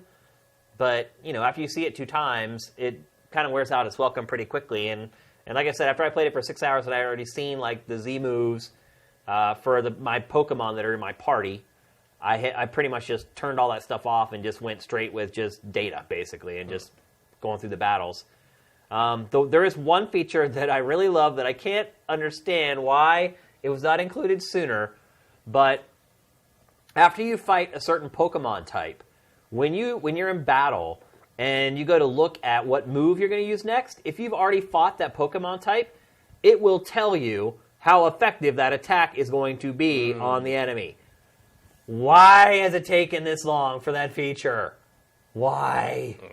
Dude, it makes no sense that it's taken this long for this. Like, instead, they're like, oh no, go on the internet or get a strategy guide or buy a book and look at this stupid-ass chart. Like, why? Memorize your element tables. It's so dumb. Like, why did they wait so... I'm so glad it's there now. What should happen... I think the reason it's happening is because they finally realized, I think, with X and Y, that they've added enough categories. You can't expect someone to reasonably memorize all that. I mean, kids Red and blue, it was easy. It was pretty... Yeah, but they kept adding more and more, and I think at this point, like, it's just... There's so many that why not just make it a why don't you just put the information there in the It's game? very nice that it's in there. Yeah. Like, that is probably, in my opinion, the biggest and best improvement to the game. I'm not kidding. Like, to me, that is the change that makes the biggest difference to playing Pokemon Sun and Moon. And so after all this, I will say I am still hopelessly addicted to this game. Because I'm a fan of the series. And it's so easy to just sit there and watch television with my wife, watching television, and stay semi-engaged with her, semi-engaged with the TV. If she talks to me, I can just close the 3DS, set it aside, and engage with her. And so it's become like this sidekick of mine. It's like today when I was working and I was preparing for the show, I had it sitting there next to my computer open. And when I'd finish with something, I'd pick it up and go through a couple battles and put it back down. Like, it's the perfect handheld game. It always has been. That hasn't changed. But that said, like, anybody who is kind of fallen for the hype or even read some of these reviews, like, go back and read those reviews and see what they're actually saying when they say it's been changed. Because the stuff that they're mentioning is so insignificant and pointless. Yeah, I mean, this really looks like an expansion for X and Y more than anything else. Like, just looking at the footage. The overworld is pretty empty and barren. That's the one thing I didn't like about the change to X and Y from the old 2D Pokemon. The old 2D Pokemon, the towns and everything were just bristling with people and places and, like... Especially coming off Black and White, was like those cities were big. You're right, there exactly. Was some stuff going on. And in this game, because I think a big part of it is that just a 3DS just can't draw that many buildings, and so like a lot of the cities are just like barren streets with like one building like per block or whatever. It's time to put it on the Switch, boys. It is like time to grow up a little bit. It totally is. And again, like I said, I am addicted to the game. I am enjoying it. But it's really is just another Pokemon game. I mean, I'm going to play it. I have it on order. I've been doing the mythical Pokemon thing all year. Collecting them. I had lunch with Leffler. Michael Leffler, some people may know from G4. We had lunch over near GameStop, so I dragged him in and had him get me an extra Genesect code from them, so I could put that in 2 of my different games. I like Pokemon. I've been playing it on and off for a long time. I played X and I played Omega Sapphire or Omega Ruby, and I liked them both, so I will play this one as well. I was gonna play Moon, but now I think maybe I should play Sun because everyone else is playing Moon. Here's a question from someone in chat. I like that we're able to pick up some questions here in the middle of the show. Shane, did you nickname any of the Pokemon? I never ever change the names of Pokemon. Neither do I. I never do. Does anybody do that? They definitely do, because I have some that I gotten in trade on X and Y and Omega Sapphire and Alpha Sapphire and Omega Ruby, because you put them up on the network and you ask me, here's this thing I want to trade. Oh, there are elaborate. Oh yeah, I should have mentioned that actually. The connectivity options in this game are insane. They've really stepped up over the last couple generations. So complicated, I hardly understood them. But there's like this whole other area that you go to, and like as you play, like new stores like plop down as you like gain FP point. Like right, there's a ton of there's like MMO level stuff. Yeah, on that. Yeah. I mean that part of it. But you can put up like if you're looking for a specific Pokemon, you can put up you hatch the Pokemon out of the eggs or whatever, and you put them up on the network and say I want this. Usually it's like a starter or whatever, because like starters are hard to get. Yeah. If you don't play you don't want to play the game over and over or whatever, and trade them to yourself or whatever. So people do that, or like older starters where like from previous games that you can't import. And people they'll trade them to me, but they always have stupid names. And like I tried to build a living Pokedex in X, which is like you have an actual physical monster. It's not just like I have a Pokedex with Bulbasaur and Venusaur. I have a Bulbasaur and a Venusaur and so I get traded these things and they have just these stupid names. Like one guy called all his damn Pokemon Bob. And like, so I've got a few that are in my Pokedex that are just all named Bob. Yeah. And I'm like, well, it's not like I'm going to reject it because I just want one in the slot. I'm never going to use it. But it's like, it bugs me that his name is Bob. Well, I just don't like going through my list of Pokemon and not knowing what each one is. I don't know by their icon which Pokemon they are. And I'm sure there's kids out there that know every frickin' icon and immediately what it is. I'm not one of those people. I like to know when it's a pigeon or haunting or whatever. Like, I want to just be able to see its name and be like, oh yeah, I need a ghost type or whatever. Like, I've never renamed my Pokemon. Not one. No. Ever. And I like the last few games have kind of like given you some attitude when you decide not to do that. Yeah, they do. The first time they're like, "You want to name it? Oh, so you're not going to give it a name? Well, no, also, I'm not." The default option on this after you get a new Pokemon is yes. Right. It says, "Do you want to give a nickname to this Pokemon?" And no isn't the default answer. So if you just try to like push your button and get through it, it takes you to the screen where you create the nickname. I've done that a few times, but I always just name them the default name. Yeah. And it just goes. It's like a middle finger to the game. Like, oh, I'm going to nickname it Pikachu. Yeah. Jerk. Speaking of which, I have not come across a Pikachu in this game yet. Which is like, I mean, the worst thing is when you like trade for like the legendary stuff and like someone's named like, you know, like the like they named it like Whale, right, or like Lizard Guy or something, and you're like, he's supposed to be a mythical monster from legend, and you named him like Greenie. Yeah. What's wrong with you? Pikachu is in the story, but I have not captured a Pikachu yet. There's like 800 Pokemon in this game, by the way. Oh, they're up there. Yeah. The other thing I would say, the last too, one was what? The last one I think topped out at 649. Yeah. So now that they must be up to 800. And the one thing I will say is like, you don't go through these periods where you're fighting the same Pokemon over and over, like Rattata or whatever. Like some games, it's like every piece of grass you go into, you end up getting like the same Pokemon, wild Pokemon popping out. Like each patch of grass has like 10 different Pokemon in it. Well, I like that about X was that there's so many of it. Actually, because I think 649 was black and white, and black and white. So they're close to 1,000 at this point. I thought the number I saw was 800 in this, but maybe I didn't see it right. But you like Rowlet is who I chose, by the way. Of course I did. Growlithe. Oh yeah, Rowlet. The bow tie to owl for sure. I'm not sure. I'm trying to decide between Growlithe and the cat, but the crappy part was Rowlet evolved at like level 20 into something I didn't want. I'm like, I don't like you anymore. Now you're like this weird like hootie owl thing. Like, hootie owl, and I would have preferred the blowfish. It's like you don't know. It's like you don't know until they evolve, and it's like, that's what I got now. This dumbass looking regal bird. Well, that's the thing. Like the thing that's like pushing me away from the cat is that like I think its evolutions look terrible. I didn't look at any of the evolutions before I did any of this. Like I honestly, like I said, I do tons of research. I tried to stay away from like this game because I knew I was a Pokemon addict and I knew I was going to play it and probably do an eval for it. And so I tried to stay away from as much pre-information as possible so I didn't get soiled.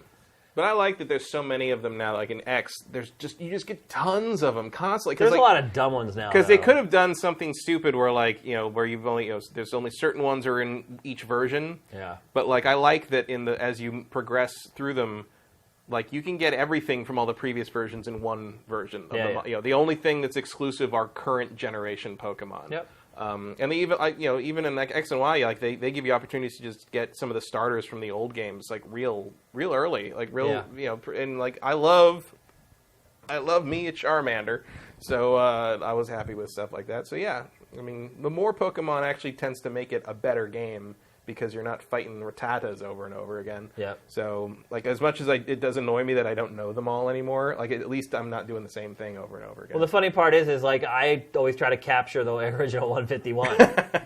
Like I'll just run or just kill a lot of the ones I don't know, but if like one of the original 151 comes up, I capture it and I take it. I capture one of everything. You do? Oh yeah.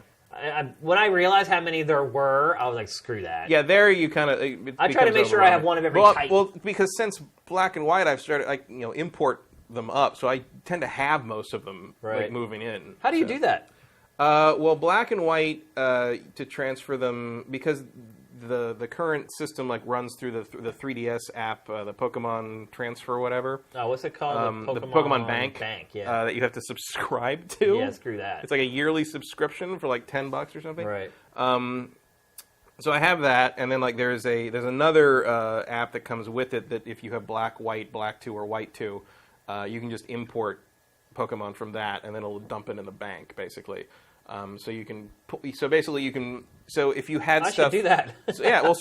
I have stuff from going all the way back to Gold and Sapphire. So you finish the game, can do the transfer up thing. You transfer them up generation by generation up to Black and White, and then from there you can bring them into the XY Alpha Omega generation. Gotcha. And then from them, the Gold Sun and Moon still use the Pokemon Bank. So that's all kind of works together. And I believe there was something about the Virtual Console versions of Red, Blue, and Yellow. I think you're supposed to be able to transfer stuff you get in that to the Pokemon Bank now as well. I read something about that, but I haven't seen any more details on it, if that actually ended up happening. Here's what I would say finally on Pokemon Sun and Moon is if you love Pokemon, you're going to buy it and you should buy it. You're not going to be disappointed in it. I think you'll be. You know what you're getting. I think you'll be disappointed in it if you fell for the whole. It's completely different from other Pokemon games because it's not. It's exactly like every other. But Pokemon also, game. Look, if you believe that when Nintendo says it, you deserve what you get. Yeah. I mean, come on. If you're somebody who Nintendo does not reinvent the wheel on their super multi-billion sellers. Yeah. There's If you're no somebody reason to. who's burned out on Pokemon, this isn't going to like revitalize your love for Pokemon. It is still essentially the same game with a few more frivolities, I guess. Although I would say, like, I guess Sapphire was probably the last one I played before I got X and Y, and I was stunned when I played that at how much more pleasant it was to play. You know, like like the fact that the XP share thing applied to all 6 of your Pokemon and not just the one that was holding it and stuff like that. It just felt like it was not. It was. Yeah, willing the XP to, share is huge. It felt like X and Y was a leap in terms of usability.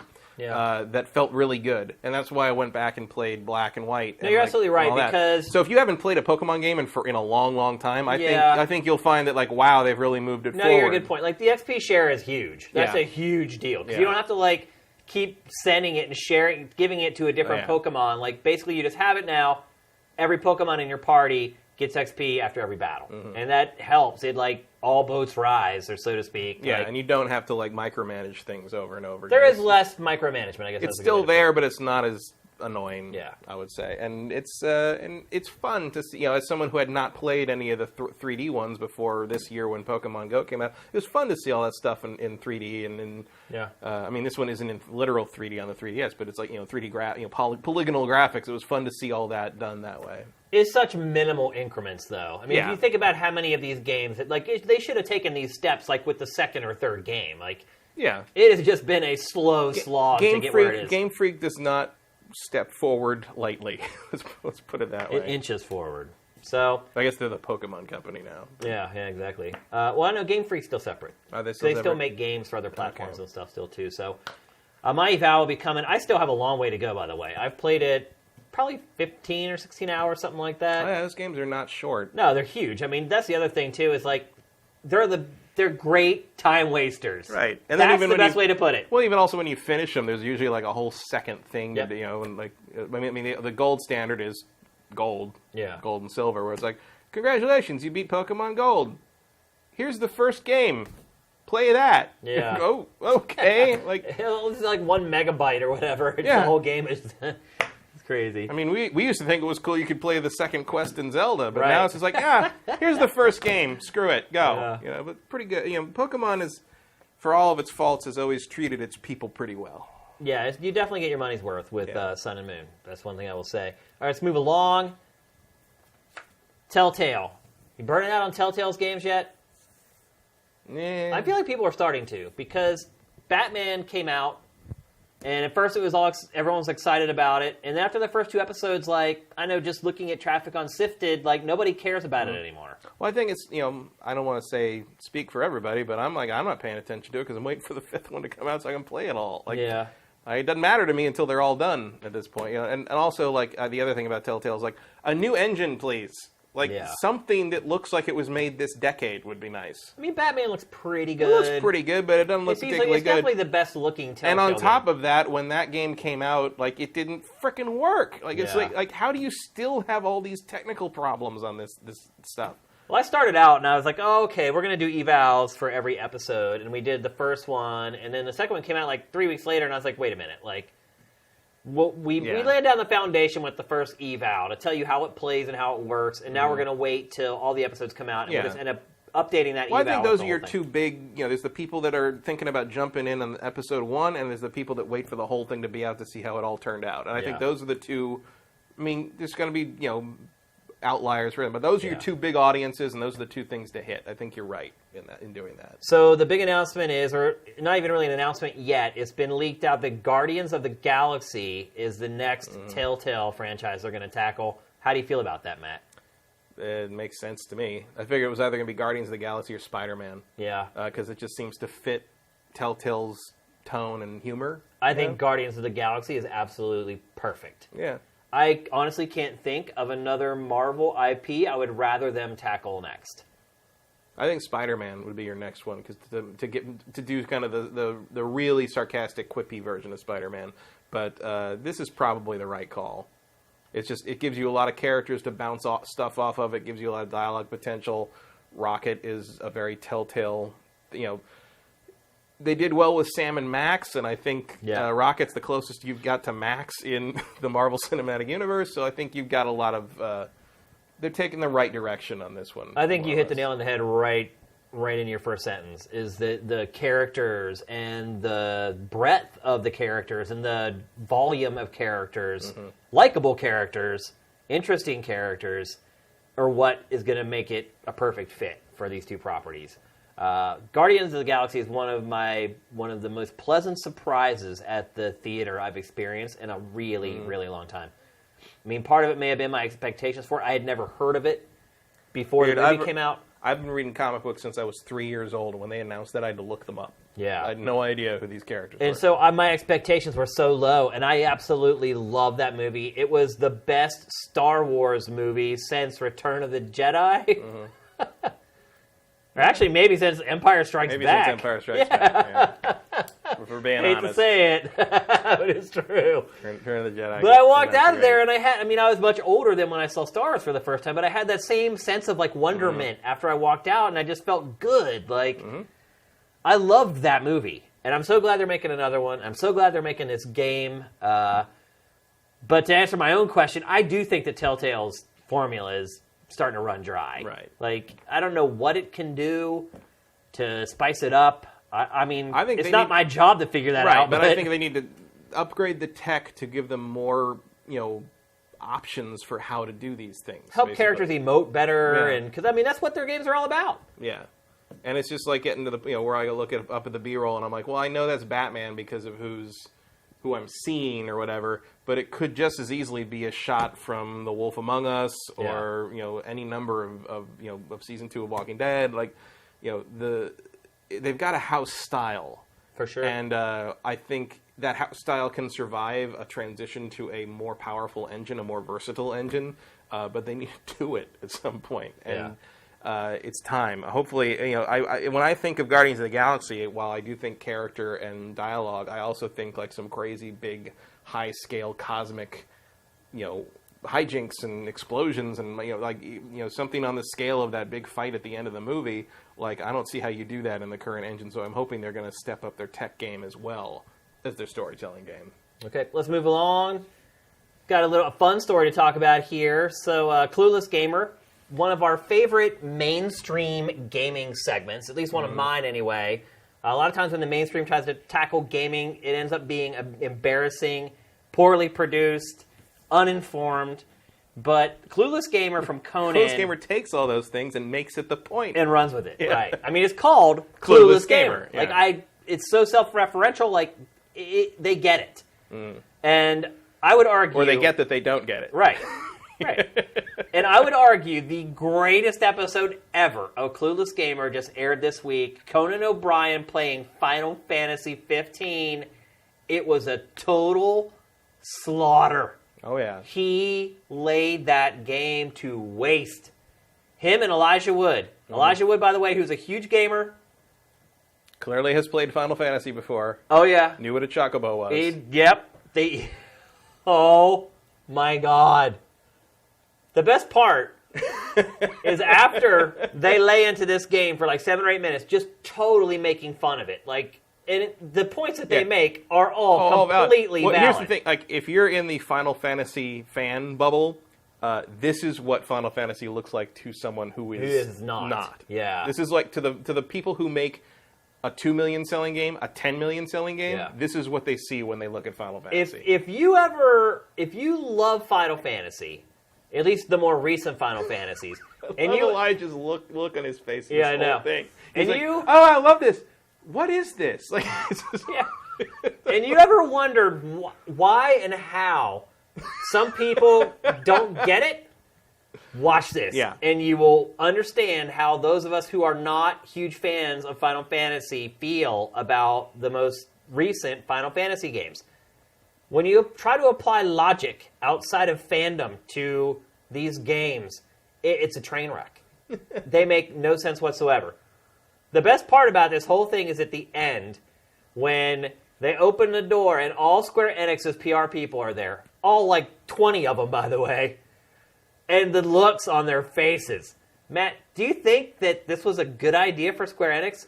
And look, we know that there's no guarantee when you give a game to Conan whether he's going to like it or he's not. He's going to be honest. I mean, you're here for exposure. You want people that might not have otherwise seen this game existed to see it through this segment. And that, I mean, this is by far the most discussed Clueless There it is. segment. There is Whitney looks in the PR people. All the PR people who have been hearing this the whole time. They're like, I want to kill you. And you know, they all went. Crops will not be brought in from the field. Oh, they're mortified. Look at the smiles, the fake smiles on their faces. Yeah, this PR training in full effect right there. They're like, just open your mouth and show your teeth. That you don't have to really smile. But here, this is the most talked about Clueless Gamer segment in a very long time. Right, which is why I'm asking you. Like, was it worth it to take the game on there and get it laid to waste ultimately for the publicity that it gets? Maybe. I mean, I don't know. Like, it's like I don't have a perspective of someone that has never heard of this game before, and to see maybe seeing their first exposure through this. Maybe someone sees all these boy band, teenagers running through the desert. The corner. Maybe you see all these boy band teenagers running through the desert in their leather outfits, and you're just like, oh, that looks really cool. I want to push a car through the desert. He's like trying to kill the guy who set it up. If you have not seen it, go watch it. Highly recommend it. And the one part they do like is the Adamantoise shows up, which is about the size of a city block. Right. And they're like, whoa, that's something. What? And like the one guy's like takes like 72 hours to fight him. Like I don't know what that whole thing is about. That seems like some information. Yeah, bad information there.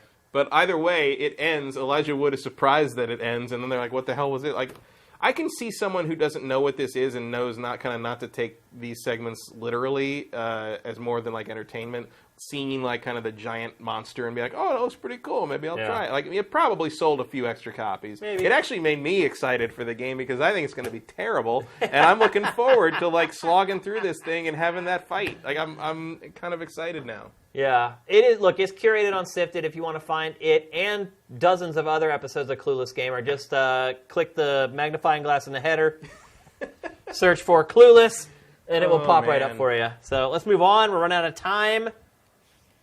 Another big story this week. Phil Spencer went on record as saying Xbox Scorpio will cost more than the Xbox One S when it comes out next year. Duh. Yeah, I mean, you think it's a PS4 Pro to PS4 Vanilla situation? Or you think it's going to be more? I think it's going to be $500. It sure sounds that way, doesn't it? Because I don't see any other reason to put it this way unless you're preparing for people to see this thing to be more than anything else on the market. He is priming the pump right now. Yeah. He's like setting the expectation. He's setting the bar so that when the price comes in next year, you can be like, I told you it was going to cost more than the One S. We thought PS4 Pro was over. Yeah, but I had to tell you it was more. It's like because people kind of accepted the PS4 Pro's price. Yeah. So if this thing was just going to be another $400, I don't think he would be setting the groundwork up this far out. $500 is a lot to ask for a video game console. Well, I ain't buying one. So. You're not going to buy a Scorpio? No. Why would I buy a Scorpio? Why would you not buy a Scorpio? Because there's nothing I have to play on it. Well, there might be though by then. No. The whole point was Xbox Anywhere. Everything's PC and Xbox. Oh, right. Yeah, like so I'm just going to play it on PC. Like, I have no reason to... Yeah, you're right. I mean, Scorpio is really for people who don't want to spend a crap ton of money on a PC. Yeah. But still want to get comparable performance. Yeah, which is fine. I mean, I'm not saying it shouldn't exist. I'm just saying I don't need one. Yeah. Which is the first time I've ever said that about a mainstream video game console. I honestly don't think it'll be $500. I No? just think that's too much, man. I just don't think that that's a mass consumer price. I think Well, I think they're already positioning it as like a luxury device, though. They are, but I still think it'll come in at like $400. I bet they'd like it too. But I don't know. I'm still seeing 500 on this thing. I don't know. I think this thing's going to be more powerful than the Pro in a noticeable way. Yeah. Oh, So, for sure. I think it's going to destroy the Pro as far as performance is concerned, but it's also coming out a year later. Yeah. When all the components are a lot cheaper and... not that much cheaper. I mean, the Pro, a year from now, could have dropped $50. Like... I'm still guessing 500, but I'll go 4. for Microsoft... With possible 450. For Microsoft's sake, I hope you're right, but I feel like he wouldn't be talking like this if it was the same price No, as you're the not. Pro. I mean, look, that's why I put it in the show. Because that raised red flags for me. Like, he's never said anything like this really about hardware ever. So when I saw that, I was like, whoa. Like, let me back Wait up a here a minute. second. Yeah. It definitely gave me pause. So I still think 500 is too much. I think Phil Spencer's I do not disagree Xbox with that. is too smart. They saw what happened to the PlayStation. They won because of the PlayStation 3. I would be shocked. Yeah. Well, it's if not $599 US dollars, Right, it's which is 500. the important part. But Yeah. 500 is climbing up into that red zone, especially when you already just sold everybody the Xbox One. S, yeah. Yeah, And I mean, look, Xbox One S is probably be cheaper a year from now. It'll probably have dropped $50 by then. I mean, so what, you're going to ask an extra $250 for Scorpio? it's real powerful. That's a tough sell, man. It That's is. And how powerful will it be that powerful? I mean, I don't even know if we have really the final specs yet, but I don't think we have the final specs, but it will be more powerful than anything else on the market that isn't a PC. So Yeah. at that point, you're kind of like pricing it to be a luxury item. but I don't think for them it will be a luxury item at that point, though. It'll be like their next console. Yeah. Like they But- just need it. They need it to frickin' sell because their base vanilla version held on a lot longer than Sony's did. I So- feel like this debate is happening inside Microsoft as we speak. probably, yeah. Well, maybe not now. Hopefully everyone went home. We're the only ones still awake right now. All right, let's move on to the last topic of the show. We're going to talk about Dishonored 2. Matt, you've been going through hell with this game. Yeah, it turns out that the subject from last week's show was correct, and the PC version is not so good. Yeah, because I think last week I brought it up and you said that like it was People were saying it was just erroneous reporting or something. It was just the 10 series. Yeah, and it turns out it really is a Turns out train it's wreck. something else. Yeah, there's something going on. I can't get it to run more than about 50 frames per second on average, which is ridiculous on my Titan X card, which is like, so like at ideal situations at like 1440p, it runs at about 70 frames a second, uncapped, which is ridiculous because if I uncap Battlefield 1 at the same resolution and on Ultra, it runs at like 140. Yeah. And it's like, and this game doesn't look as good as Battlefield 1. Let me put you that. Oh But- no, nowhere near it. But like on this scene, it drops to about 20 frames a second on my because the thing is like that is with my experimentation with it. Anytime there's some kind of reflection in glass or water or anything like that, the frame rate just tanks on this game. And even the frame rate isn't great on the PlayStation 4 version. I turned everything down to very low settings, exact same performance. So That just it shows doesn't. There's something wrong happening there with like a reflection shader or something. Yeah. I mean, there was a guy on Reddit who posted a screenshot. I think he was running the game at like 240 by 300. It was still running at 24 frames a second. I mean, wow. It's like, I mean, there is that's when you know there's something bad with wrong the code. with the game. And Harvey Smith on Twitter confirmed that they're working on it. There's a patch coming, but he doesn't know when. So I basically, and I tried to play a little bit, but it's just not. I could play it probably at a steady 30, but why? Like, why not just wait until it runs properly? Well, I'm playing it on the PlayStation 4. So this one's all you. Yeah, I'm playing it on PlayStation 4, and it does not run very well on the PlayStation 4 either. It dips and stutters pretty frequently. And this despite the fact that, in all honesty, it's not that good of looking of a game. No, it doesn't seem like it's really blowing the doors off anything. I mean, I like the art style, but it doesn't look like, it's funny to me that, like, Doom, I think, looks better than this. Oh, yeah, for and sure. It But runs it's the like same engine. butter. Yeah. No, I think Doom is id 6, isn't it? Oh. This is the old engine. Oh, well, that makes sense then, doesn't it? Yeah, this is the old engine with, like, Arcane has built a bunch of stuff on top of it, so it's a different, they don't call it that anymore. But, like, I don't think this is the previous generation of tech from this year's Doom, I think. I mean, I honestly don't know this, but maybe you do. Was this game originally developed for last gen? I don't know. Because that's what it looks like to me. Like, playing the game, it feels like this game started life on the PlayStation 3 and Xbox 360, and then was... Feels like pretty late in the game for that to have happened. Maybe it was delayed. I mean, when did Dishonored come out? Was that 2008? Dishonored? Yeah. The first one? I thought that was like 2011. Was it that late? No, it was after Skyrim, Yeah. which was 2011, so it would have been 2012. Okay. So 4 years later... Yeah. Well, no. I don't know. It looks to me like... I mean, part of that is art style, I think. But it's not. It's technical. Like, the amount of polygons and things like that in the game. I mean, just the amount of effects in the game. Like, look at that. Like, notice how, like, when he turned into stone there, it was, like, 3 frames of... There's... The Arcane just doesn't have the talent, graphically, to do what a lot of the AAA studios are doing right now. And certainly not in that room on my PC. I mean, look, this is like one of the bigger moments in the game, in the early going of the game. This is actually the beginning of the game. When you get out into the world, like, it's not even as impressive as this, I guess. That throne room is like the coolest thing you're going to see for a while. Quite a while, yeah. I mean, the other thing too, texture seams. Look at the texture seams. See on the ceiling? That's bad. Look at them. The whole game is. It doesn't look like that on my computer. That's bad. The whole game is like this, Matt, on PlayStation 4. Wow. Like you look at the ceiling, like all the textures, there's white seams in the textures. Like, it's like I said, it looks like a game from last gen. Like, it just doesn't have that extra polish, and it doesn't have like a lot of the visual trickery that have just become commonplace in games, like shaders and things like that. It's just this very flatly textured, colored, lit game. The shadows, pixelated, it's not a very good looking game. I guess I think the art style is debatable. You know, art style in general is in the eye of the beholder generally. I'm not a huge fan of it. I wasn't a huge fan of the art style in the first one. It kind of continues that same thing. I don't like that everybody's got giant hands.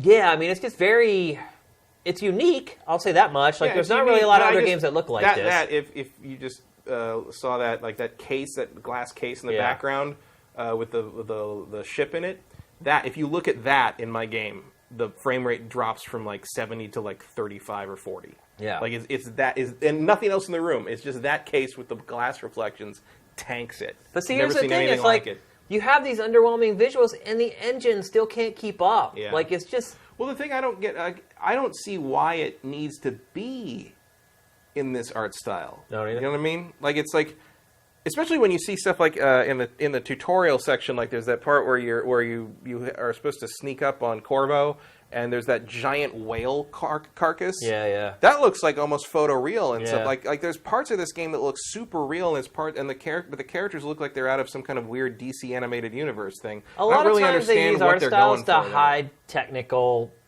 issues, and I mean that looks great. It doesn't look stylized. But like you're looking at something from like a mile away. Right, but like still, it's more like the architecture shouldn't dictate what the people look like. But I mean, you look at the textures on the curtains before when he came back in the window. Like, look at that texture on the windowsill. Like, I will say it looks better than this on my computer. Oh, I'm sure it does. You have a PC that's insane. Well, also just PCs. This is the PlayStation 4 version.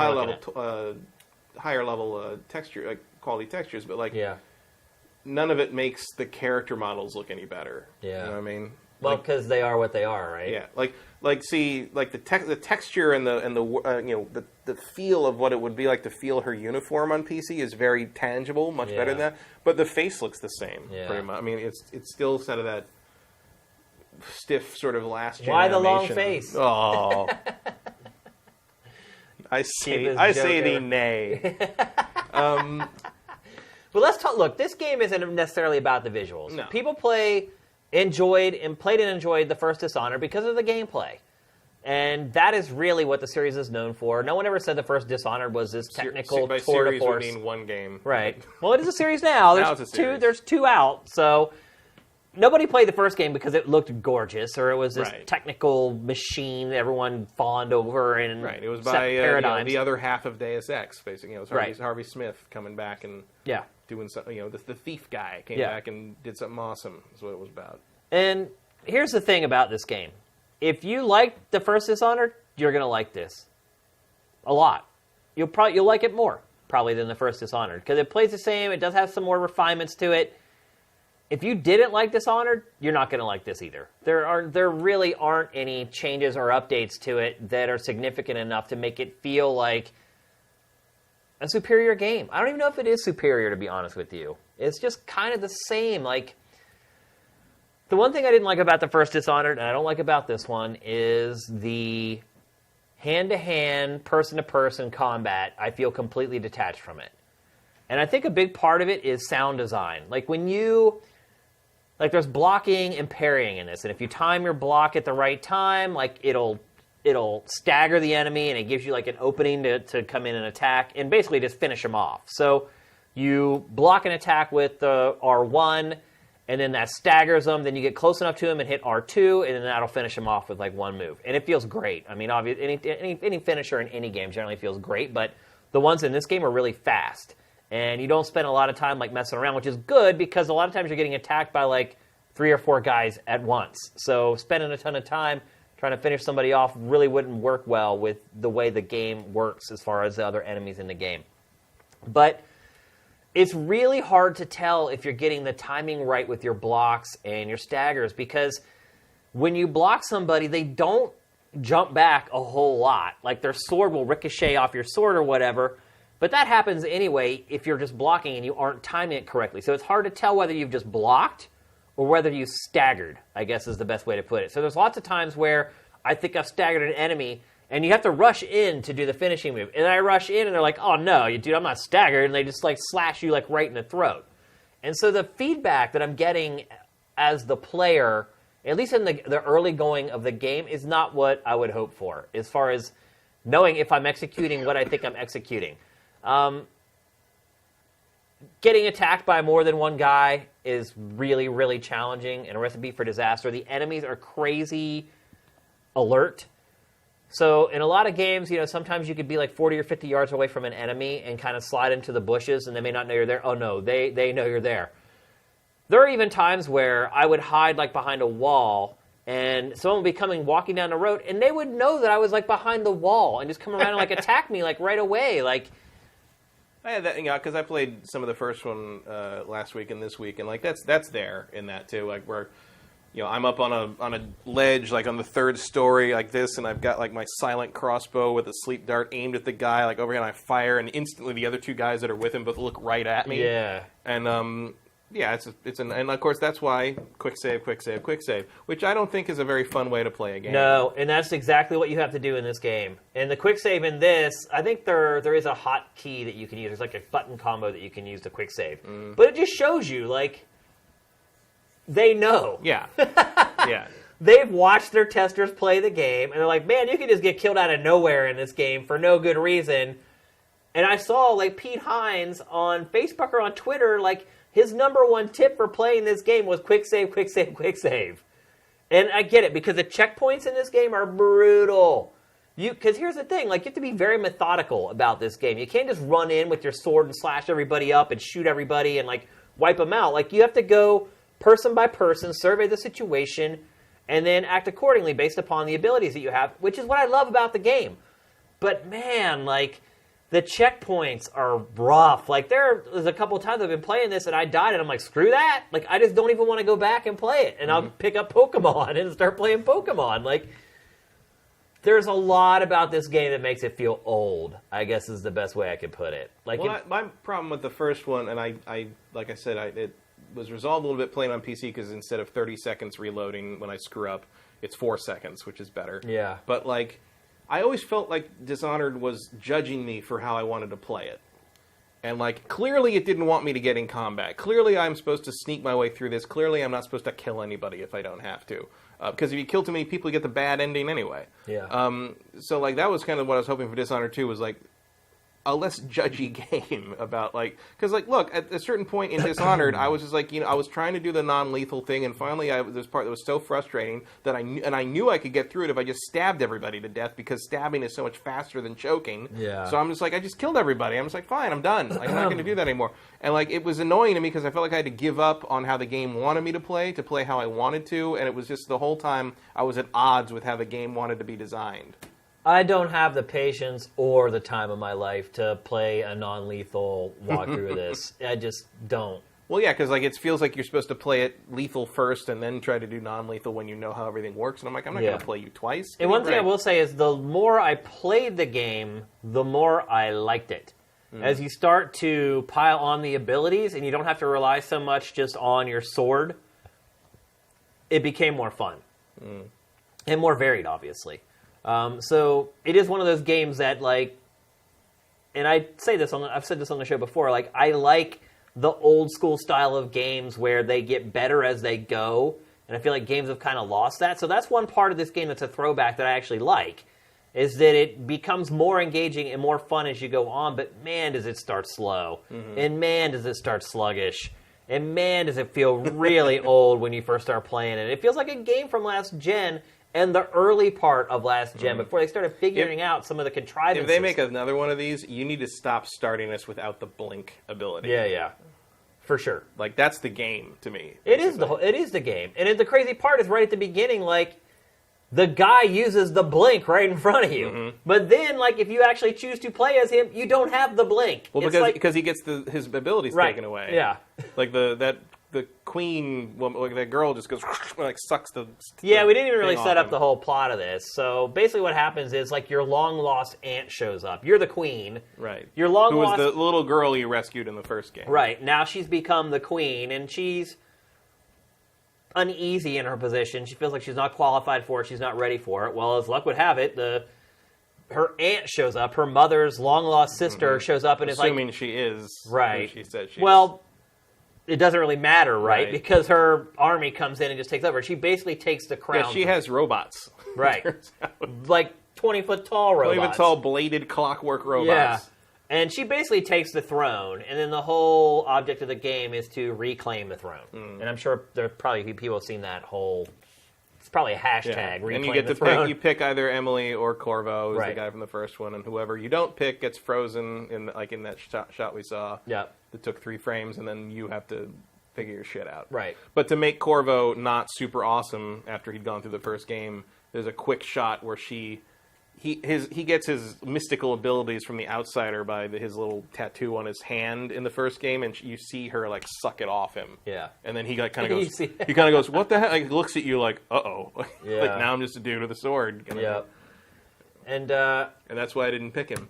yeah, but I think this is another one of those games where I think a lot of people had hopes that maybe some of the issues from the first installment might be rectified to make it more palatable to them. But if you didn't like the vibe and the style of the first Dishonored, you're not going to like this one either. It is a sequel, and people will say, well, it's Dishonored 2. It should be just like Dishonored 1.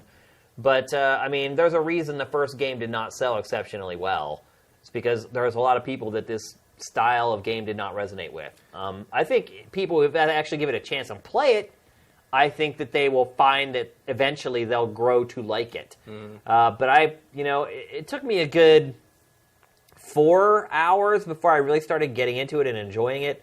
I felt like the first few hours of the game, I was only playing it because I had to. Because I'm like, okay, I have to do the eval for this. I need to talk about it on GameFace. I'm glad that I had that, though. I'm glad that got me through those rough first few hours and got me into kind of the meat of the game. Because otherwise I probably would have just given up and been like, this is... Because I didn't finish the first Dishonored.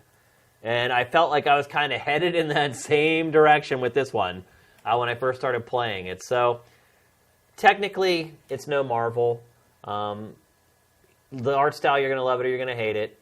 But I feel like people who do place kind of an importance on gameplay over frivolity in video games, they'll find something here that will resonate with them and that they'll stick with.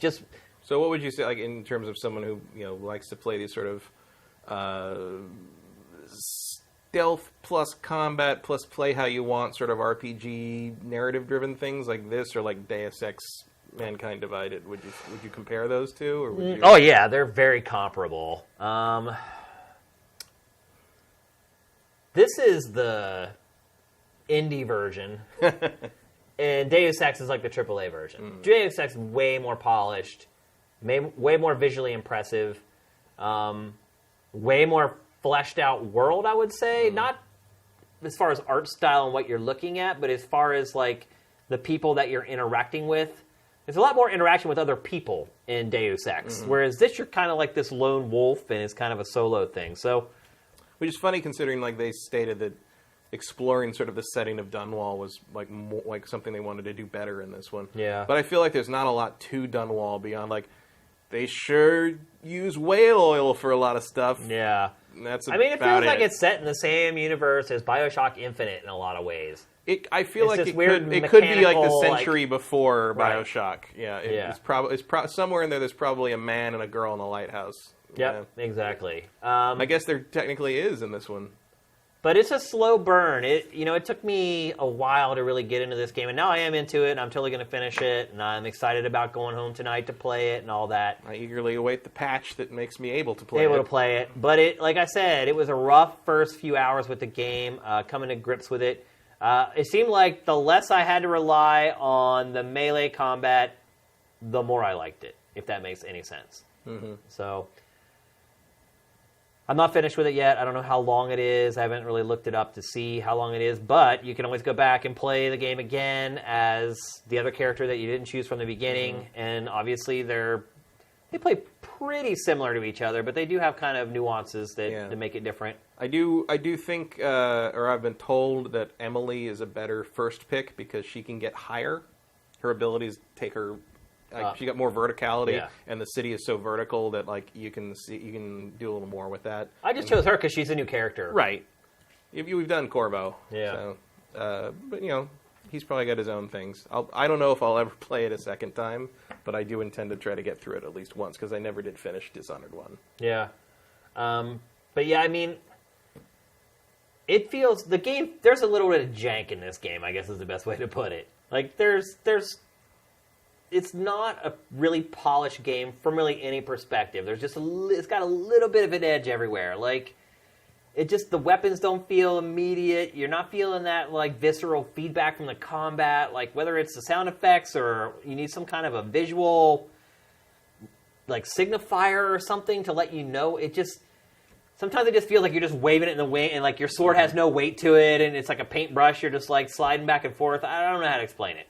But I think when I get what you mean. I mean, off the it, first one, I always felt like it had a little. It was a little soft. Yeah, there's no like weight to it. I guess is the best way to. It felt like that sword should bite harder. Yeah, and it doesn't. And I think the sound design is a big part of it. Like you just don't feel like the oomph from it. Yeah. Well, I think the same thing in between. Like the drop kills and stuff in the first one. I always felt like the sword had no weight or power to it. When you stuck it into someone, it just sort of went in. There was no. You're right. There was no sound effect. There was no bass thump. There was no blood. It was just sort of like it kind of went. Like it just went in like the body isn't there. Yeah. Like you don't see that slight slowdown when it goes in. There's no force to the animation. It's attention to detail. That's what I'm talking about. Like that's the type of stuff that you see in games like Call of Duty that people don't notice until it's not there. Mm-hmm. And they may not even notice then. They're like, there's something off about this. I don't know what it is. Actually, you know what it reminds me of? It reminds me of the sword combat in The Witcher 1. Okay. Where like right. where he would just like swing the sword around and it just sort of like sometimes it impacted the guy and sometimes it didn't and like you couldn't really tell. This is very similar. Yeah. So I'm liking the game. Stay tuned for my eval. I just wanted to drop this on you guys for those of you who may be sitting on the fence wondering if you should buy it or not. If you like the first Dishonored, dive on in. If you haven't, I would wait for my eval. So it's time for our trailer of the week and wrap the show up. This is a really short trailer, so make sure you start getting in those questions right now. This was a really bad week for trailers, by the way. But the one that we do have is really cool. So every year... Pretty good for movie trailers, though. Yeah, it has been an amazing week for movie check out trailers. That Kong Skull Island thing. Yeah, it looks good. So every year, Sony puts out like this holiday PlayStation commercial, this live-action thing. And they've done it for years and years in a row now. And what they do is they take their games and some of their biggest characters and they put them into the real world. And this is this year's version of that commercial. I think it's called like PlayStation The King Trailer. Let's roll it.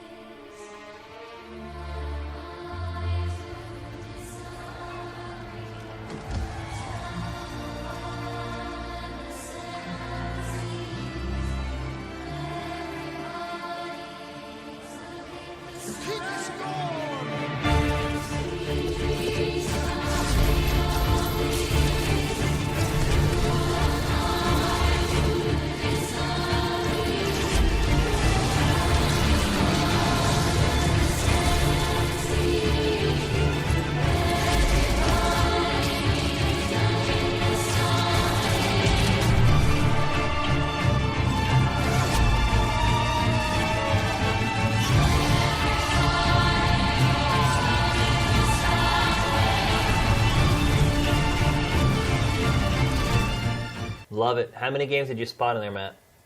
Like 4. Well, there was Doom is in there at the end. Doom? Okay.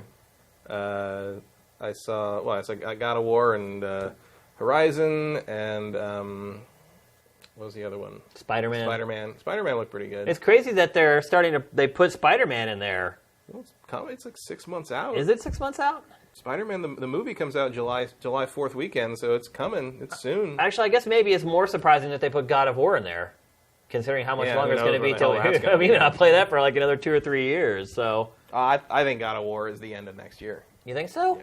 Really? I think it's fall 2017. It looked pretty far along. It might slip to February 2018, but I think they're going to tell us it's fall at E3. Okay. That's my guess. We shall see. Let's see if we have any questions. Here's one from Swanson. What's up, Swanson? Always on the stream and asking questions. What are your thoughts about the EEA CEO stated this week where he thinks gaming is going in the 2020s and merging with real life? Do you agree or disagree?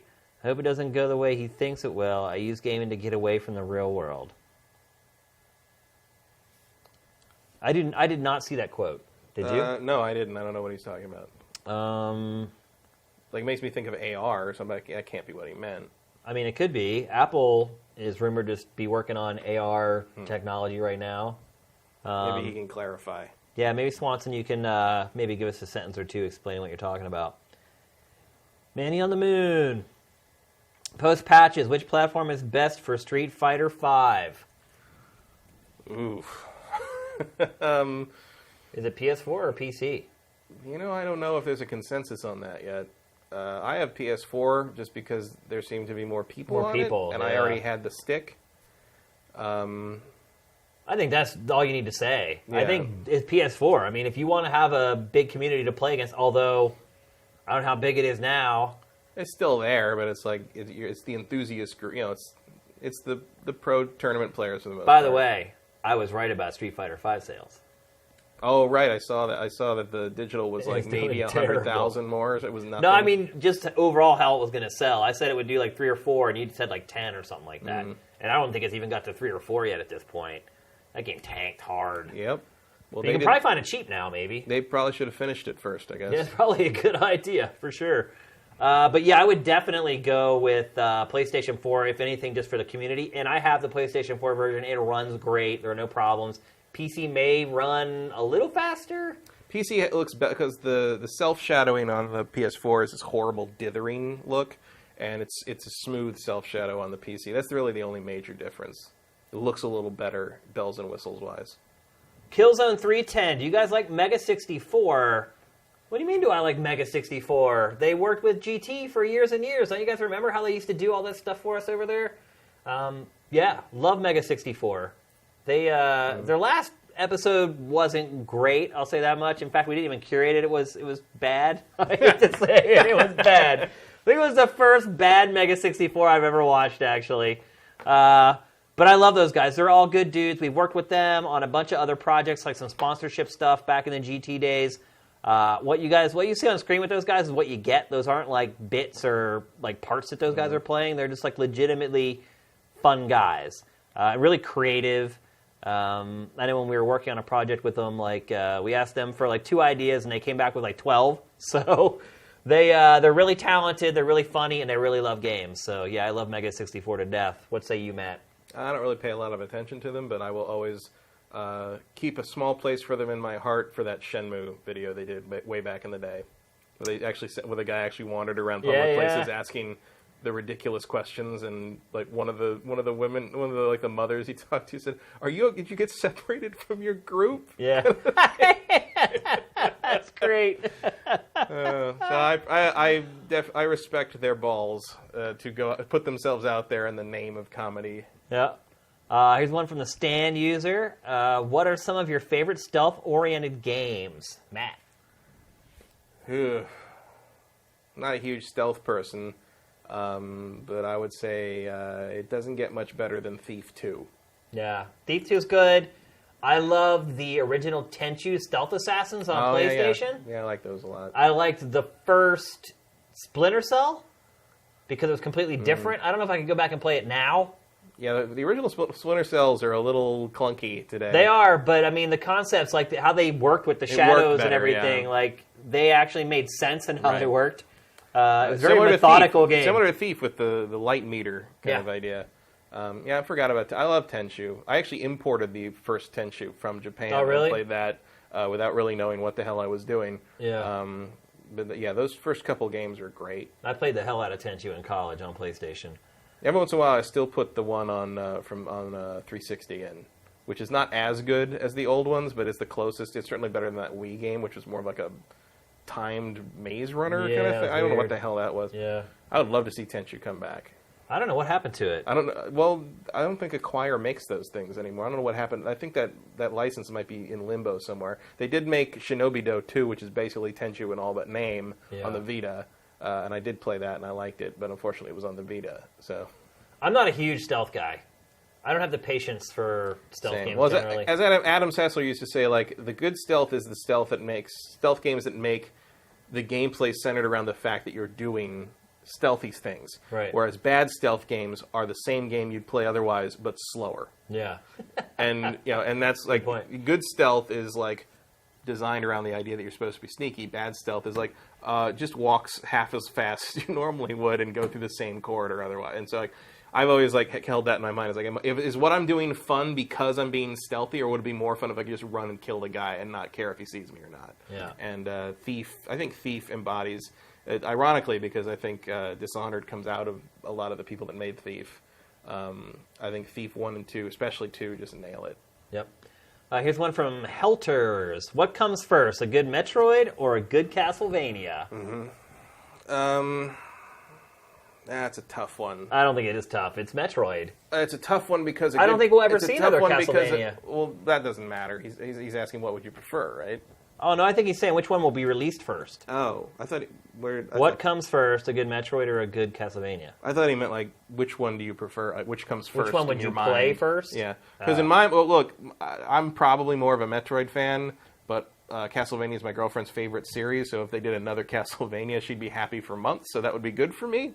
But if you're talking about what I want to play, Metroid. And if you're talking about what I think is going to actually exist, Metroid. Castlevania's gone. Yeah, Castlevania may be gone for good. Bloodstained may be the closest you're going to get to it. Also, Nolan Ellerick says all hopes of Marvel vs. Capcom 4 are gone. Do not be so sure. Uh-oh.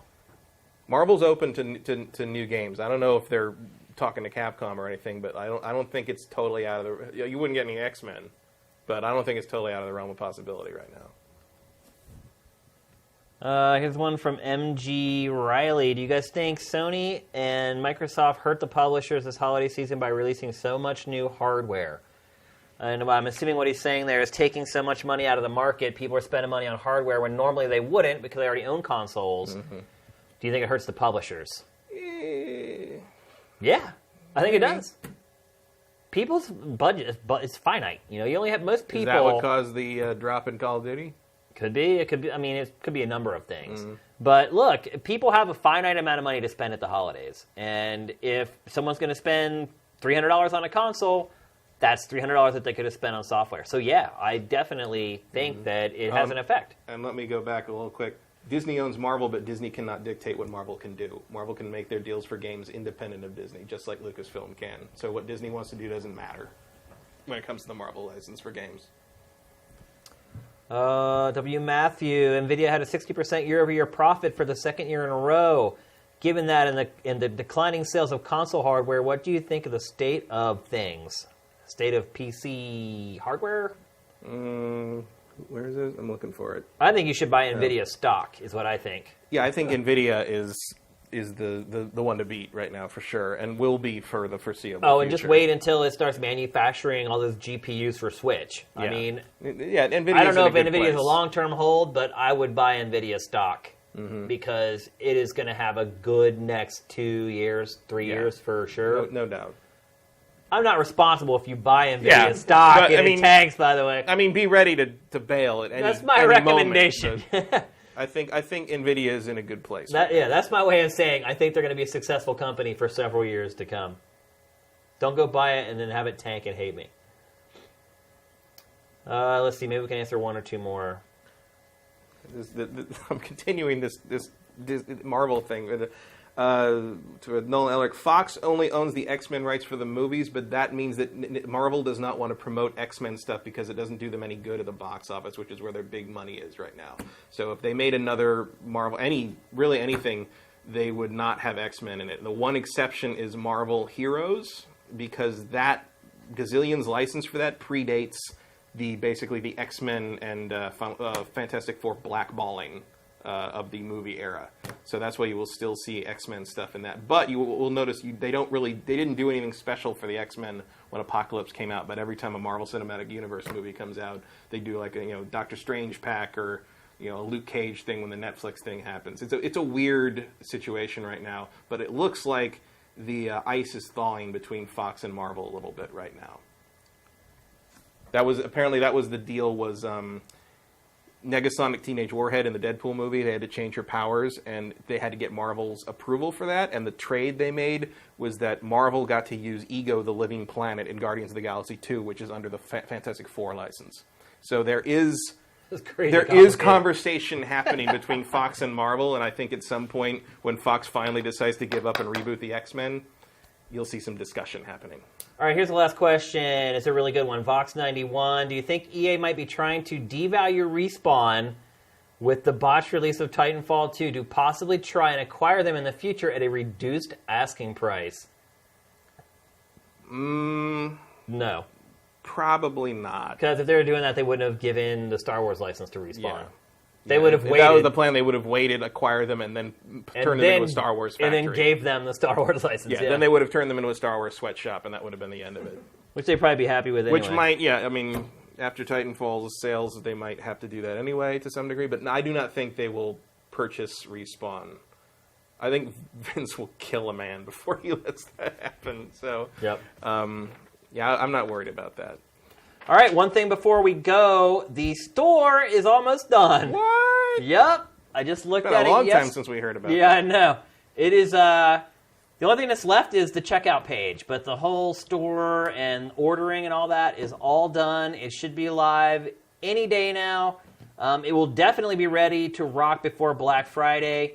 So save your pennies so you can buy Sifted shirts coming up very soon. I'm really excited about that. I've had these boxes and boxes of T-shirts sitting in the spare bedroom of my apartment for like 4 months now. My wife will be very happy when you guys buy the shirts and they're gone. Let me tell you, she has reached the end of her rope with all those boxes back there. So I think that's it. Next Thursday is Thanksgiving. We gave you some bonus time on this week's episode for Thanksgiving. Not sure 100% what's going on.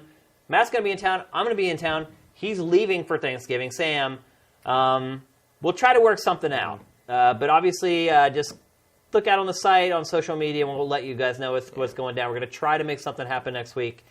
And I'm on this week's Joe on Joe podcast again. Oh, cool. If anyone saw that G.I. Joe thing from a few weeks ago, look up Joe on Joe podcast on iTunes as the Bazooka Saw a Sea Serpent episode. There you go. We will not do something on Thanksgiving Day, by the way. So it will not be next Thursday. It'll either be Wednesday or Friday or something like that. So, and we got to pick a day for Bloodborne. Yeah, that's going to be in December, though. December, yeah. Yeah, and we'll definitely make that happen. I'm not going to bow out and not do it. I'm totally prepared. I'm preparing myself mentally and spiritually. I even dug out my Bloodborne game. I have it still. I have the disc and everything. I hope my save is still there. Although I may want to just start from scratch. Oh, you're starting We'll see. over. Yeah. We'll see. But that's it for us. Everybody have an excellent weekend, evening, morning, wherever the hell you are right now. Swanson wants to know if he's banned from the site. Can he still buy shirts? Yes, you can. Anybody can buy shirts. You don't have to be a member or anything. The site is open to everyone. So, yeah. Good. It's good business. Yep. All right, everyone, have a great weekend. We'll see you next week at some point. GameFace is up and out.